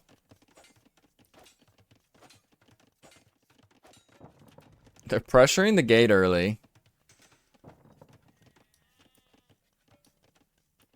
Impurin did 26 up. 25 up from Nazar, who's probably on stone himself. Yeah, he wants to get into plumes.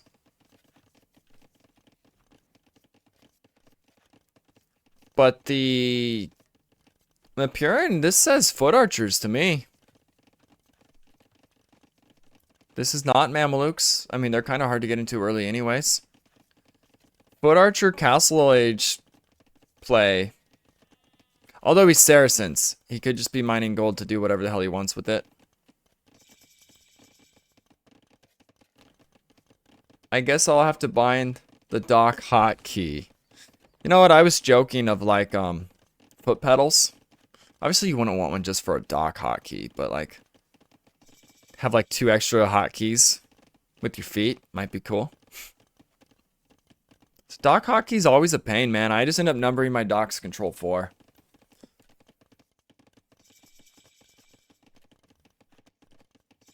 I wonder if it does anyone use foot pedals?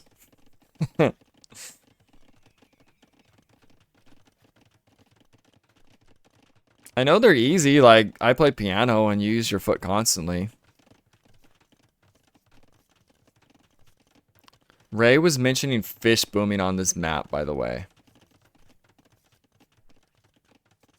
You know, that doesn't surprise me with Ray. No surprise from that comment. Market going down.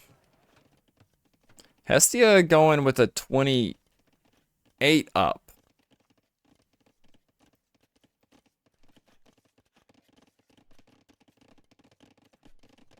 Is he last to castle? Got this up. What about Westbrook? What's going on with Westbrook? Why isn't he clicked? Okay, he's up. So a 30 up. I mean, I know their style is these two, Hestia and Westbrook, kind of get a bunch of military and they make it messy and they hold. They don't boom to hell and back. One of them usually does just 1 TC. And Slendercloud just booms away. Like, he's going to be first to Castle Age. He's going to place TCs and he's just going to boom away. Now, these hills, not the best generation for where a TC goes. He did scout it out early. If he just walked out blindly, that would have been a pain in the butt to find a spot. But kind of some nasty hills out here. Is it the old Fast Imp build from Westbrook? Oh, is this Fast Imp? He did do 30 up. You have a point. I don't think it is. Because what does Fast Imp even get you here? It gets you nothing. It's not Fast Imp. Is it? Alright, immediate castle from Hestia. Nazar's probably going to go into TCs first, it looks like. Does he know? Okay, outer castle. Interesting. So this kind of makes it so stuff can't run by easily. I actually like it. Instead of like up here where you're decently safe already. Back TCs from Apurin. He's going to be booming away. This looks like he just wants to So he's their boomer. He wants to get into Mamelukes, I bet. He will boom to hell and back. Both teams are playing this very similar. Double castles. So the Burgundian wants to go unique unit. Nazar wants to go plumes. It's going to be a 2v2 with one player super booming.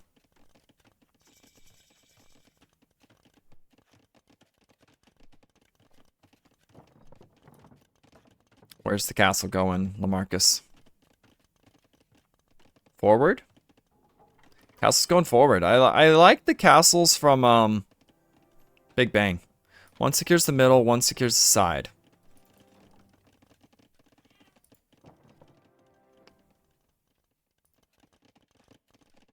We're more of a defensive approach from Raiding Party, but in a way the defensive approach also works because they need to just hold.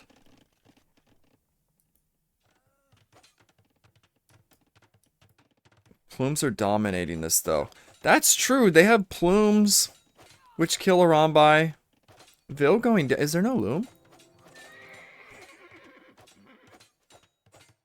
Looks like 2 Vils may die here for Lamarcus. Yeah, 2 Vils go down. That's a decent play. 3 Vils have died. 3 Vils down for Lamarcus. That's actually a big deal. He's on 27 Vils. 1 TC. That hurts. Genoese are doing nothing till Mamelukes hit the board. Yeah, that's kind of like what they're for, I guess.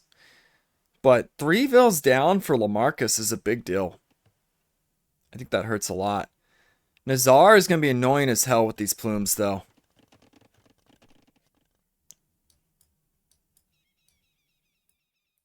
Oh, yeah, actually, it's a good point. It is kind of Costeliers. So the Italians will be good here. They'll be good against those and against Mamelukes. There's a ping out here. I don't know if Mapurin wants a castle there or what he's pinging. But Nazar on the prowl. Not going to catch this TC in time. Yeah, that's the other thing. Counterweights, SO are insane, but I have a feeling like Slender Cloud will carry this, because what the hell are they going to do against the Goth? Yeah, plumes have bonus damage, but once it's like Imp Huskarls, he's going to get a kill though. Maybe 2. No, he's not. It's just fletching, and it's tight eco right now. Can't afford Bodkin. Can be annoying. What's the Vils right now? Slendercloud 59, most in the game. He's up first, but Mapurin right there with him at 59, and Wheelbarrow coming in. Oh, Slendercloud already has Wheelbarrow. But some downhill shots. Gets a Vil. And more plumes coming forward. Costelier runs into the castle. That's why I actually like the defensive castles. I think both teams played it right. One team seized more map control. One team's going more defensive. The Arambai are on the prowl, though. These Genoese don't really fear nothing in these numbers right now. It's not enough plumes.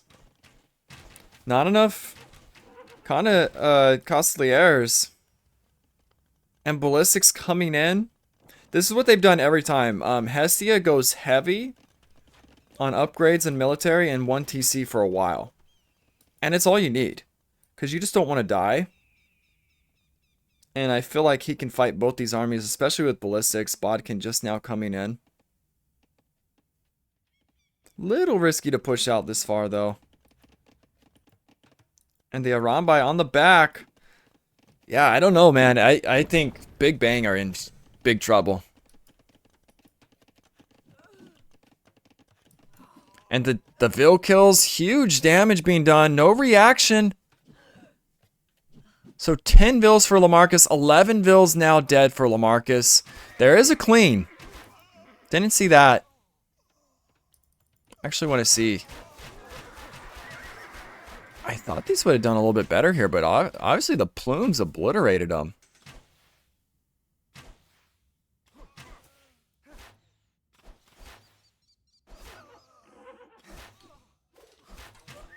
Genoese are terrible versus Plumes. Yeah, look, they just get melted. Every shot, one dies. They're good against these, but that's about it.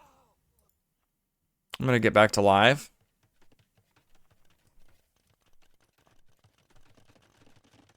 Another Ville going to go down. Vills are even. But Slendercloud gets such good timings. He's got some defensive scorps now just for his TCs. I actually like that a lot. And this is so many Arambai.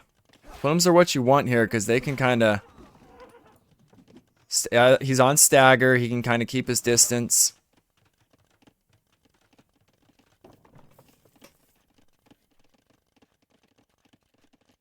But look at the military difference. Slendercloud on 100 Vills to 93 for Mapurin.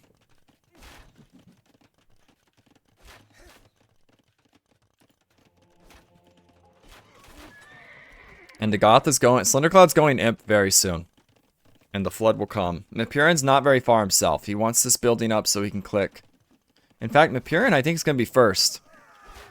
He just bought a lot of food. But what is he going into is the question.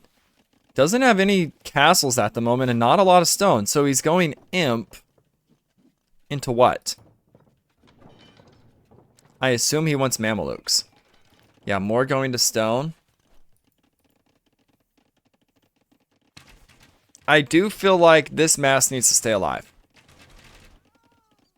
Of Hestia's. Keep it alive. He's Imp. The Goth Flood is coming. And Raiding Party has had the best timing on this map in the tournament out of everybody. They've played it the most. They've looked the best on it.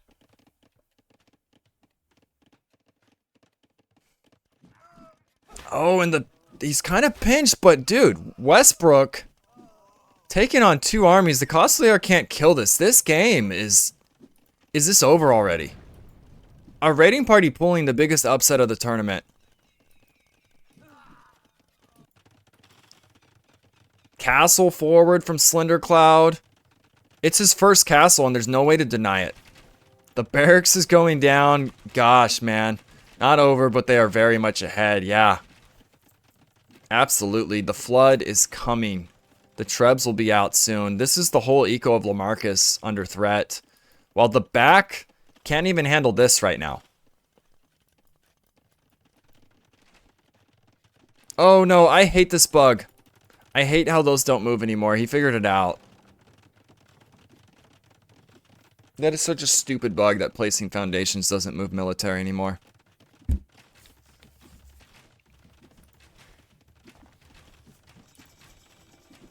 Anarchy coming in.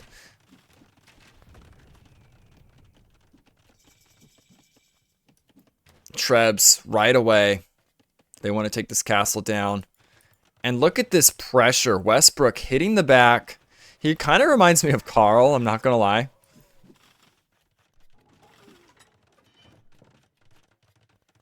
Using the Arambai. And it's so annoying that you have to deal with 2 fronts right now when you really want to try to stop this pressure. But here comes the Condottiero spam. Armor's not even in yet. He's just going to run right to the eco. You link these up with these. Castle going up. Stables coming down for Lamarcus. Who's worried about losing his castle. This is the drill for Slender. He wins now. Yeah, man.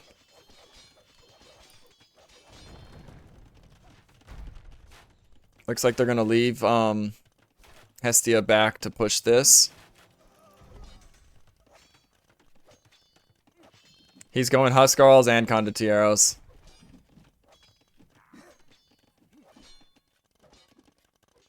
The build difference doesn't even matter. Look at the military difference and the push. The Trebs are out. Lamarcus has been so pressured. He's not even clicked yet. He's about to click Imp. He's going to get out of Costly Airs possibly with the threat of losing the castles. And he can't fight this. I think he wants to dive. There's just no way. Those Genoese will shred everything he has. Westbrook pressuring the north. I think Westbrook has played amazing this game. And yeah, this is just another day at the office for Raiding Party. Game 1 was so important because we knew they were nasty on this map. And man, I think they're punching a ticket to the semifinals. This underdog team of the tournament that's gotten better and better, now looking like possible favorites, taking it to the 1 seed. They had an upset last week. This would be an insane upset this week. I just don't see an answer for anything they have. There's no answer to the Arambai, there's no answer to the Goth, and there's no answer to the Genoese. Yeah, I agree, Archerino. They didn't do their homework because they should have banned this map. We know how good Raiding Party is here. But I mean, they even won the meta map. The Arabia style map. So I don't know, man. The Mamelukes are coming out. They're elite Mamelukes. But I don't know. I guess they're securing some forward ground. It's not completely over. It looks really bad. With LaMarcus dying, yeah, I don't know. It might be over. Regardless of what the Mameluke does. Because none of them are dying at home.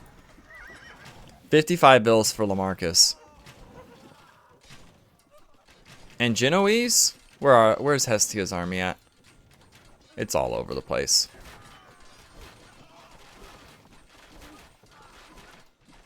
Genoese can just slaughter those Mamelukes. They kind of want to sling red a bit now. Yeah, you know what? Slendercloud probably will start slinging. He'd already hit his 200 pop. I didn't see if he got coinage yet.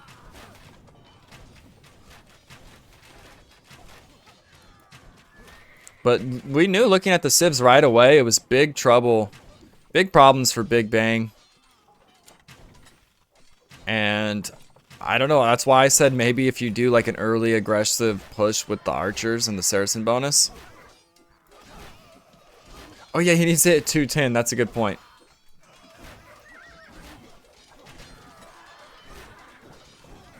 Wow.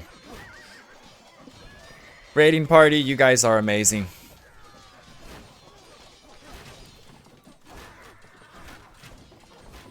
I don't think anyone expected this. Take game 1. Game 2 wasn't a surprise, especially the Civs and how good Big Bang is. Game 3, not really a surprise either.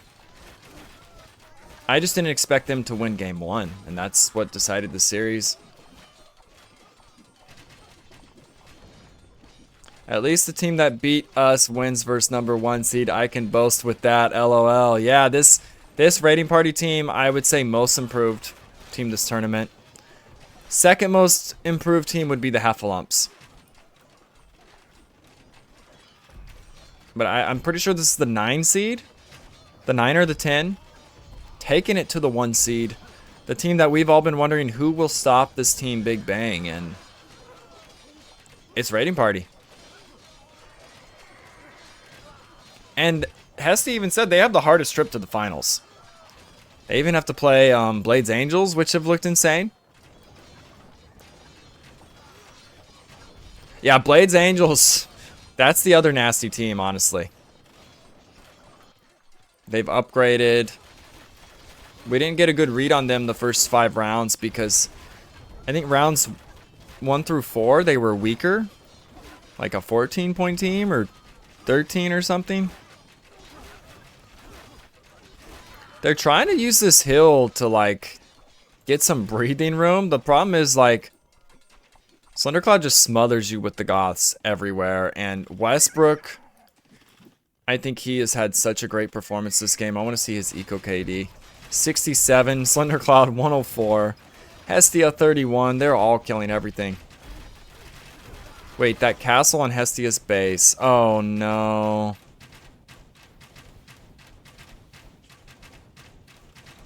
Gonna wall it out. I do like what Big Bang's doing. They're expanding to the right as much as they can. I mean, they're gonna play on. You would typically probably call GG in this position, but this is literally your tournament life. They're just trying to make something happen. Elephants?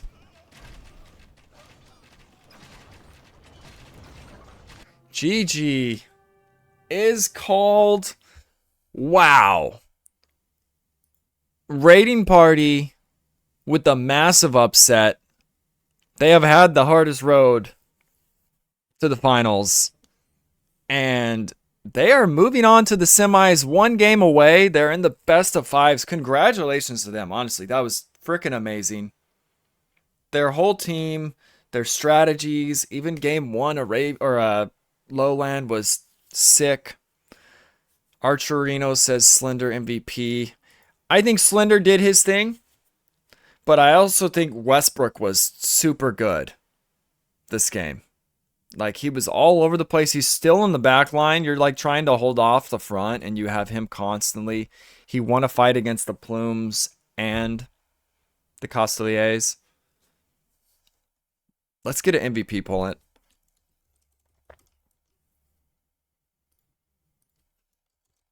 And Raiding Party is playing with so much confidence right now. That's another thing I want to point out. They are feeling it. They're aggressive each game. They're taking it to their opponents, and it just seems like they're not afraid of anyone right now. And why should they be? They are. When you're like the underdog mindset, but you're getting better and you're beating all these teams, I don't know. Could be looking at the possible WCS champions here. Getting ahead of myself. They still got to beat Blades Angels and the finals. Who knows, man? I'm a believer in Raiding Party now. The team that I thought was going to win is out. I would say it's going to be Raiding Party or Blades Angels. I think a lot of people would say the same thing. And the semis are going to be freaking dope. Best of 5 between those two teams. Man, oh man. MVP poll is out. Let's see a vote for Hestia, Westbrook. Actually, Hestia might get MVP, it looks like. He is. Higher score than Westbrook. He'll break the tie. Yeah. Congrats. Hestia is going to get the MVP on this one. Man, that's the best set of this round, I would say. Especially like the crazy upset, man. On Hillfort. And who knows? Like they should have banned Hillfort Big Bang, but game 1 still went to Raiding Party. Whatever this third map may have been, Raiding Party still might have taken it even if it wasn't Hillfort. Let's see. Hillfort, MVP, Hestia. Gonna get into the interview. I'm sure they're excited right now.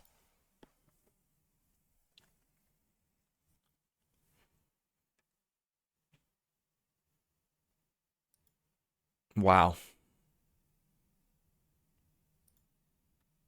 This is a very solid team. It's not just Hillfort thing. They won very convincingly. Yeah, game 1, they took it to them. I think the double scouts was a little bit off, but they still won like the left side, the 2v2. And Hestia got good damage with his archers. If you guys didn't see game 1, if you got here late, I would definitely recommend watching that one too. It was a very good game. Probably the closest of the set, because game 2 and 3 were very one-sided. Big Bang won game 2 easily. Raiding Party won game 3 easily. But insane set. GG's well played, says Hestia to them. Can't believe we can beat you. Yeah, and Nazar saying GG well played, good luck next. So once again, the 1 seed, 2 tournaments in a row, is not going to be in the finals. And there's more pressure on you when you're like the undefeated team, the favorites, I would say. Or Raiding Party, they had nothing to lose. They just showed up, to spoil the party for Big Bang, and they certainly did. All right, I'm going to get into the interview.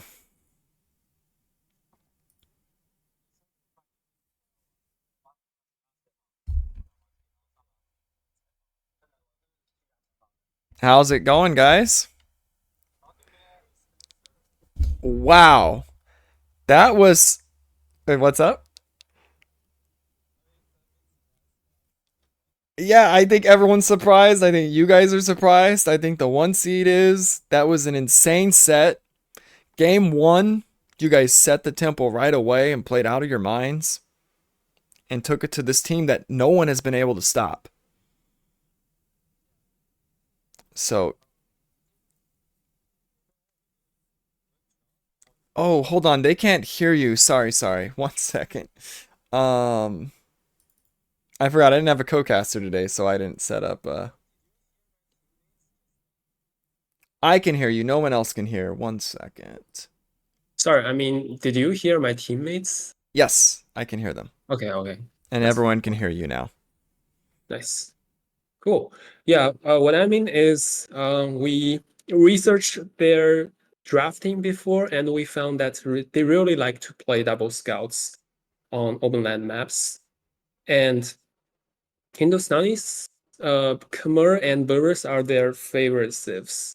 It appear like they all appear more than 3 times, so that's why we ban those 3. Okay. But then we are super outdrafted on the archer side. Yeah, they had Mongols and Britons. And Yeah. I was And worried Mayans. about you guys. Yeah, they had And Mayans. Saracens. But game 1 alone, Mongols, Britons. That's insane. That's I insane. think they even had Franks. Franks No. is for game 2. That's game Game 2. 1 is Gujaras. Game 1 is Gujaras. Gujaras. Okay. And Yeah. you guys handled the double scouts so well. I don't know if you guys were prepped to wall everything up because they didn't find any damage with them for the most part. I'm definitely proud of my walling in game 1. I was slower on the archers production, but one thing I did make sure is I don't leave a hole in my base.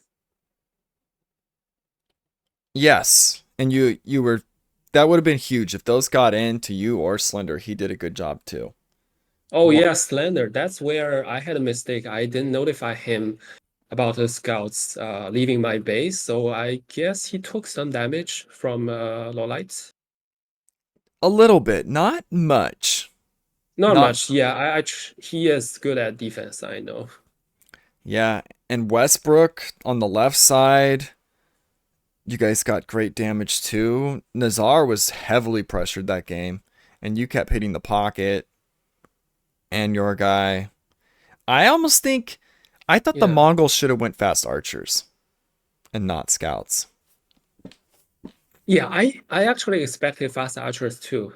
But I guess Lolite is personally just favoring scouts so much. And also that has been what they've been doing all this long. I think they really want to ensure scout presence with a high elo player. Yeah. Well, we saw the same mistake from who is it? Old Refugees. Their strong player went Khmer, flanks, scouts, and it didn't really do enough either. And I think archers would have been better with Khmer. They can go up quick too. That's just my thoughts. I know we've seen double scouts, double cav work, but it's also not worked. Yeah. I guess a safe bonus for Khmer and Mongols just encourage scout play so much. Yeah. But it's nasty with archers too. That's all I'm saying. Like, 16 up archers on your face is scary. Even 17 up. I was so nervous about Mongols when we were discussing the strategy. I always suggest let's ban Mongols, but my teammates say, "Oh, Mongols is not that scary. Like they are fast, but then what? Like they are not the strongest aggressives later." Right. They're not, but they can win early quite Sure. hard. And they had Britons, and I was even saying you guys had to get the edge early with the Ethiopians, and what better civ to have against Britons early than Ethiopians? Because they're just better in feudal. There's nothing Britons do in feudal better than Ethiopians. Very true. Yeah. Yeah, the extra res, the faster firing. They can do the 18 ups so easily and clean. And you just use that archer Yeah. advantage. And I don't know, you guys did so well. The series was won in game 1 for sure. Because Yeah. yeah, game It 3, boosts our confidence so much. Yeah. yeah, because game 3 you guys are unstoppable on that map. Were you surprised they didn't ban Hillfort? A bit, yeah. Hmm. We always expect them to pick Lowland as their home map, and we kind of expect to pick Acclivity, because why would you ban Acclivity when you pick Lowland, right? That's a normal thought, but I I don't think it's know. a little more open, and they were probably confident they could beat you on it, especially if they like double scouts. Because double scouts, I think, Yeah. would be terrible on Acclivity. Oh, Acclivity. Okay. Yeah, Acclivity flanks are surely closer. Yeah, you're closer, and your base is easier to wall. It's hard. Yeah. True. So I'm sure that went into the thought behind it. But Yeah. you guys were ready for it, and I say shout out to you guys for being more prepared. It feels like you really you just said you knew a lot Oh, of the things really? they liked. You knew what to ban.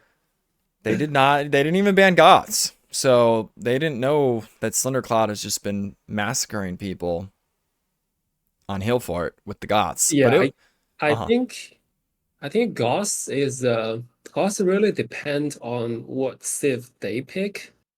The civs they have remaining happen to be like not so good against the Goths.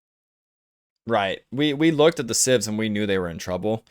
I was actually saying they need to go Archer aggression with the Saracen bonus to have a chance. That's what I thought was their best play. Like Yeah, okay. feudal / castle, just all in, heavy crossbows, maybe Burgundian cavalier, and just try to kill before you guys hit Yeah, the that's timings. that's actually what it's like when we see Lawlight go so fast into feudal. We Mm-hmm. thought he's going heavy scouts, maybe, yeah, maybe combined with Saracen archers. But I think it's. And then later we predict the Burgundian player to go fast imp maybe. Yeah, Um, he just went up and got his eco upgrades. Is what it was. oh, he did boomed a lot. I forgot. Yeah, he went up quick because he's Burgundians. So he just wanted to get those Oh, eco techs true. early. That's what he was That's thinking. true. That's also a way. Yeah. And it's also to So throw that you guys can. off, I think. Yeah, true. But I think he didn't have too much damage with my Genoese presence. They did caught me once. That's Yes. my big mistake. The plumes murdered you, Yeah, but you had the answer for the Costliers, the Mamelukes, True. and what else was it? Even I want to mention Westbrook. They run I by. Yeah. I thought he was so good that game, pressuring the back, wiping armies, the front presence. He kind of helped set that up. You were like the defense, the shield, you could say, for your team, Oh, and he was like the aggressor, and then you had your a spear. carry. Yeah. Your carry show up at the Uh, end. I think we just each did our favorite parts. Westbrook has always been the front line. Mm-hmm. Like last time he went conks, this time a run by. Right. Very similar units, high mobility, good damage potential. So we were just a bit worried about the plumes because plumes are really hard for a run by. So I said you have to have numbers. And I think he went early 2 castles. He kind of adapted his build order for early 2 castles, so he Okay. can have enough numbers. Yeah, and that was a great call because those numbers, the plumes can't deal with that many Arambai. at all. That's true. Yeah, yeah. Yeah, I guess he was the spear, you were the shield, and if Slender Cloud was the carry, he was the horse. Maybe, I don't know. Yeah, he was the last blow, Yeah, the final carried you punch. guys. Yeah, but no, it was a great team effort. Both your wins, really. I thought your guys' team as a whole is just so solid. The strategies, you play for each other, and everyone seems to do the right things. And you can just sense the confidence you all are playing with right now.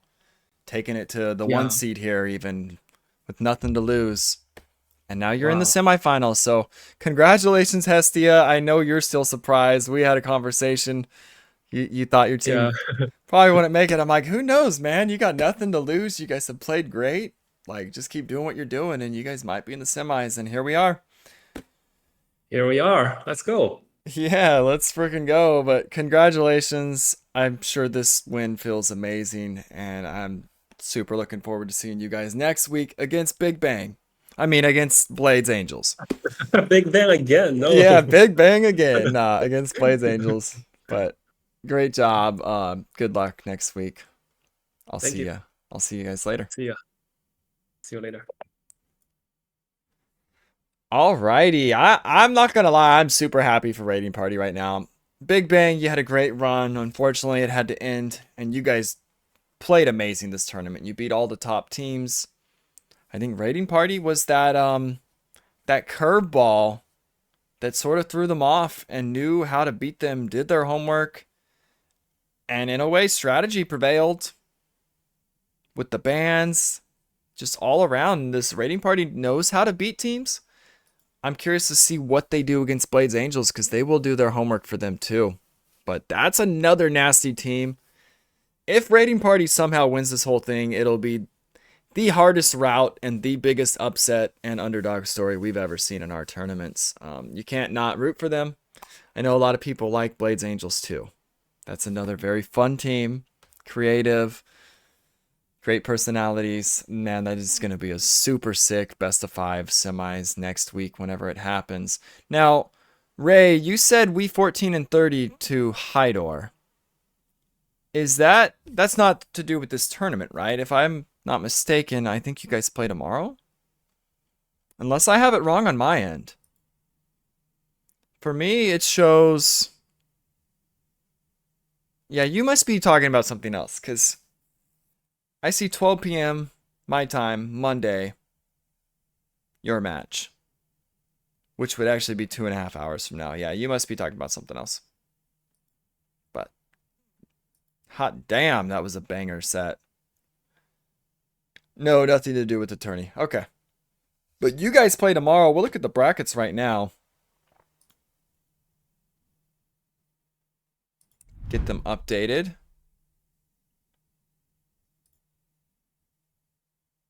So we have all but one set finished. Raiding Party with the 2-1.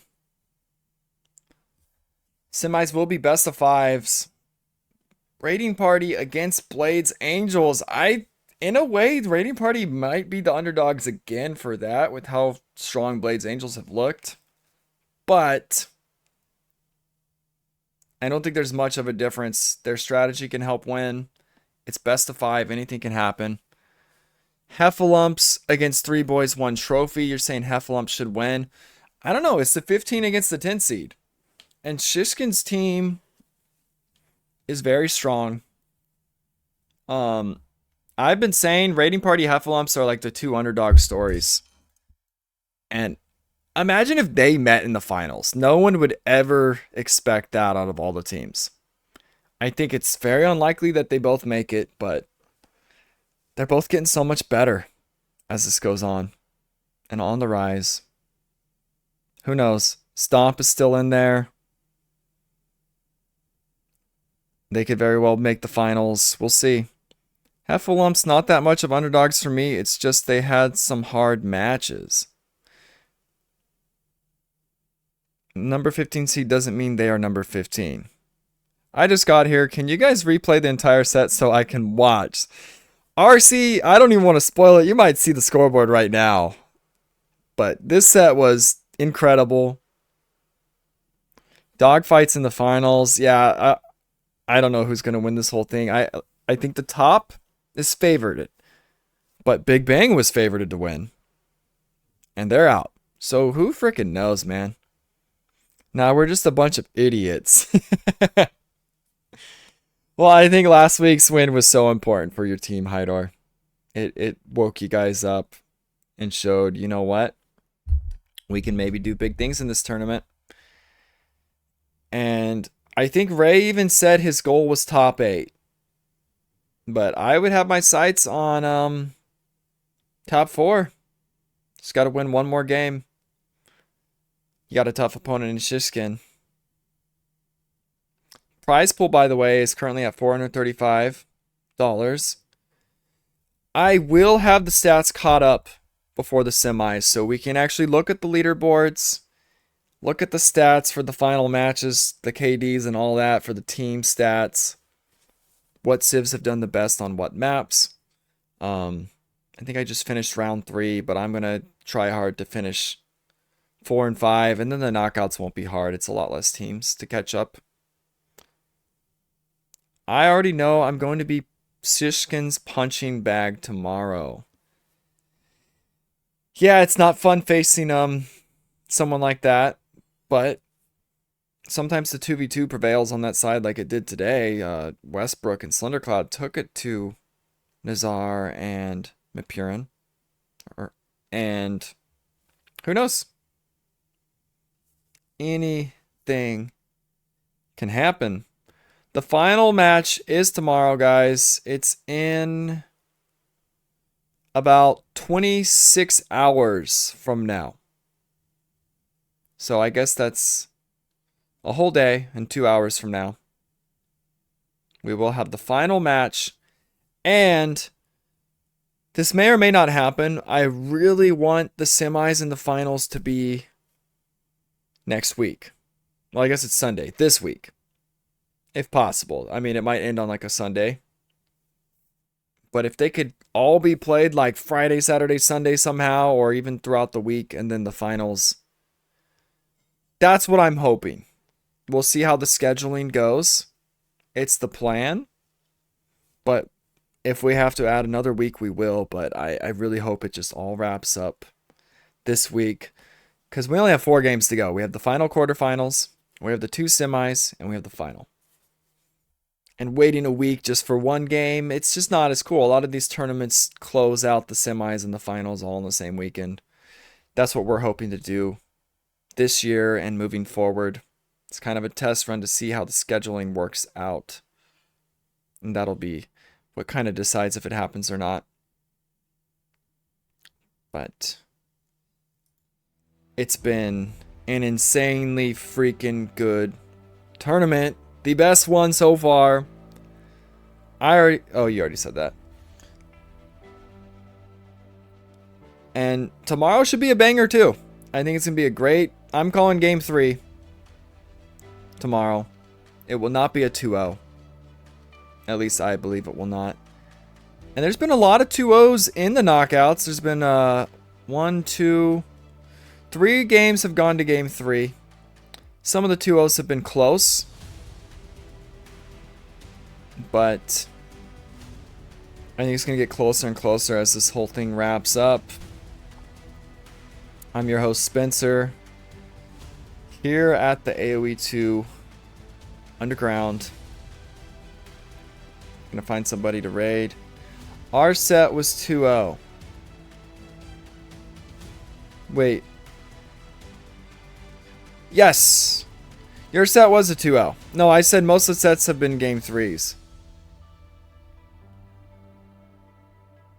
I mean, most of the sets have been 2-0s.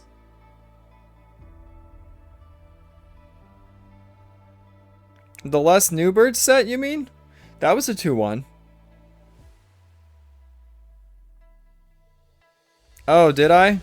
No, one of your sets was a 2-1, Stomp. Your round of 16. I was talking about all of them. I mean,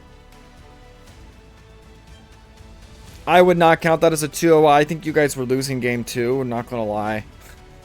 the DC happened, but it also happened to you guys in game 1, where they got a free win. Each team got a free win, and then you guys had that miraculous comeback, and here you are in the semis. Let me see who's on right now.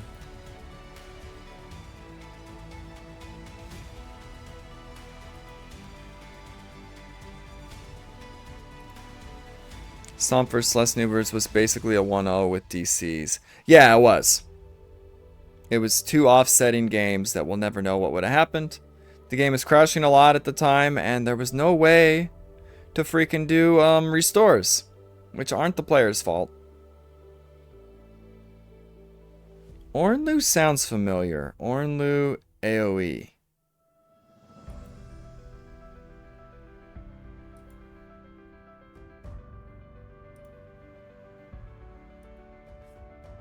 So he's got freaking Andy versus Sorakuma World Rumble 2. Let's check that out. Alright guys. Been a great stream. Tune in tomorrow. One more game for the semis, or for the quarters. And then it's all best of 5s from here on out. I cannot wait. I'll see y'all later.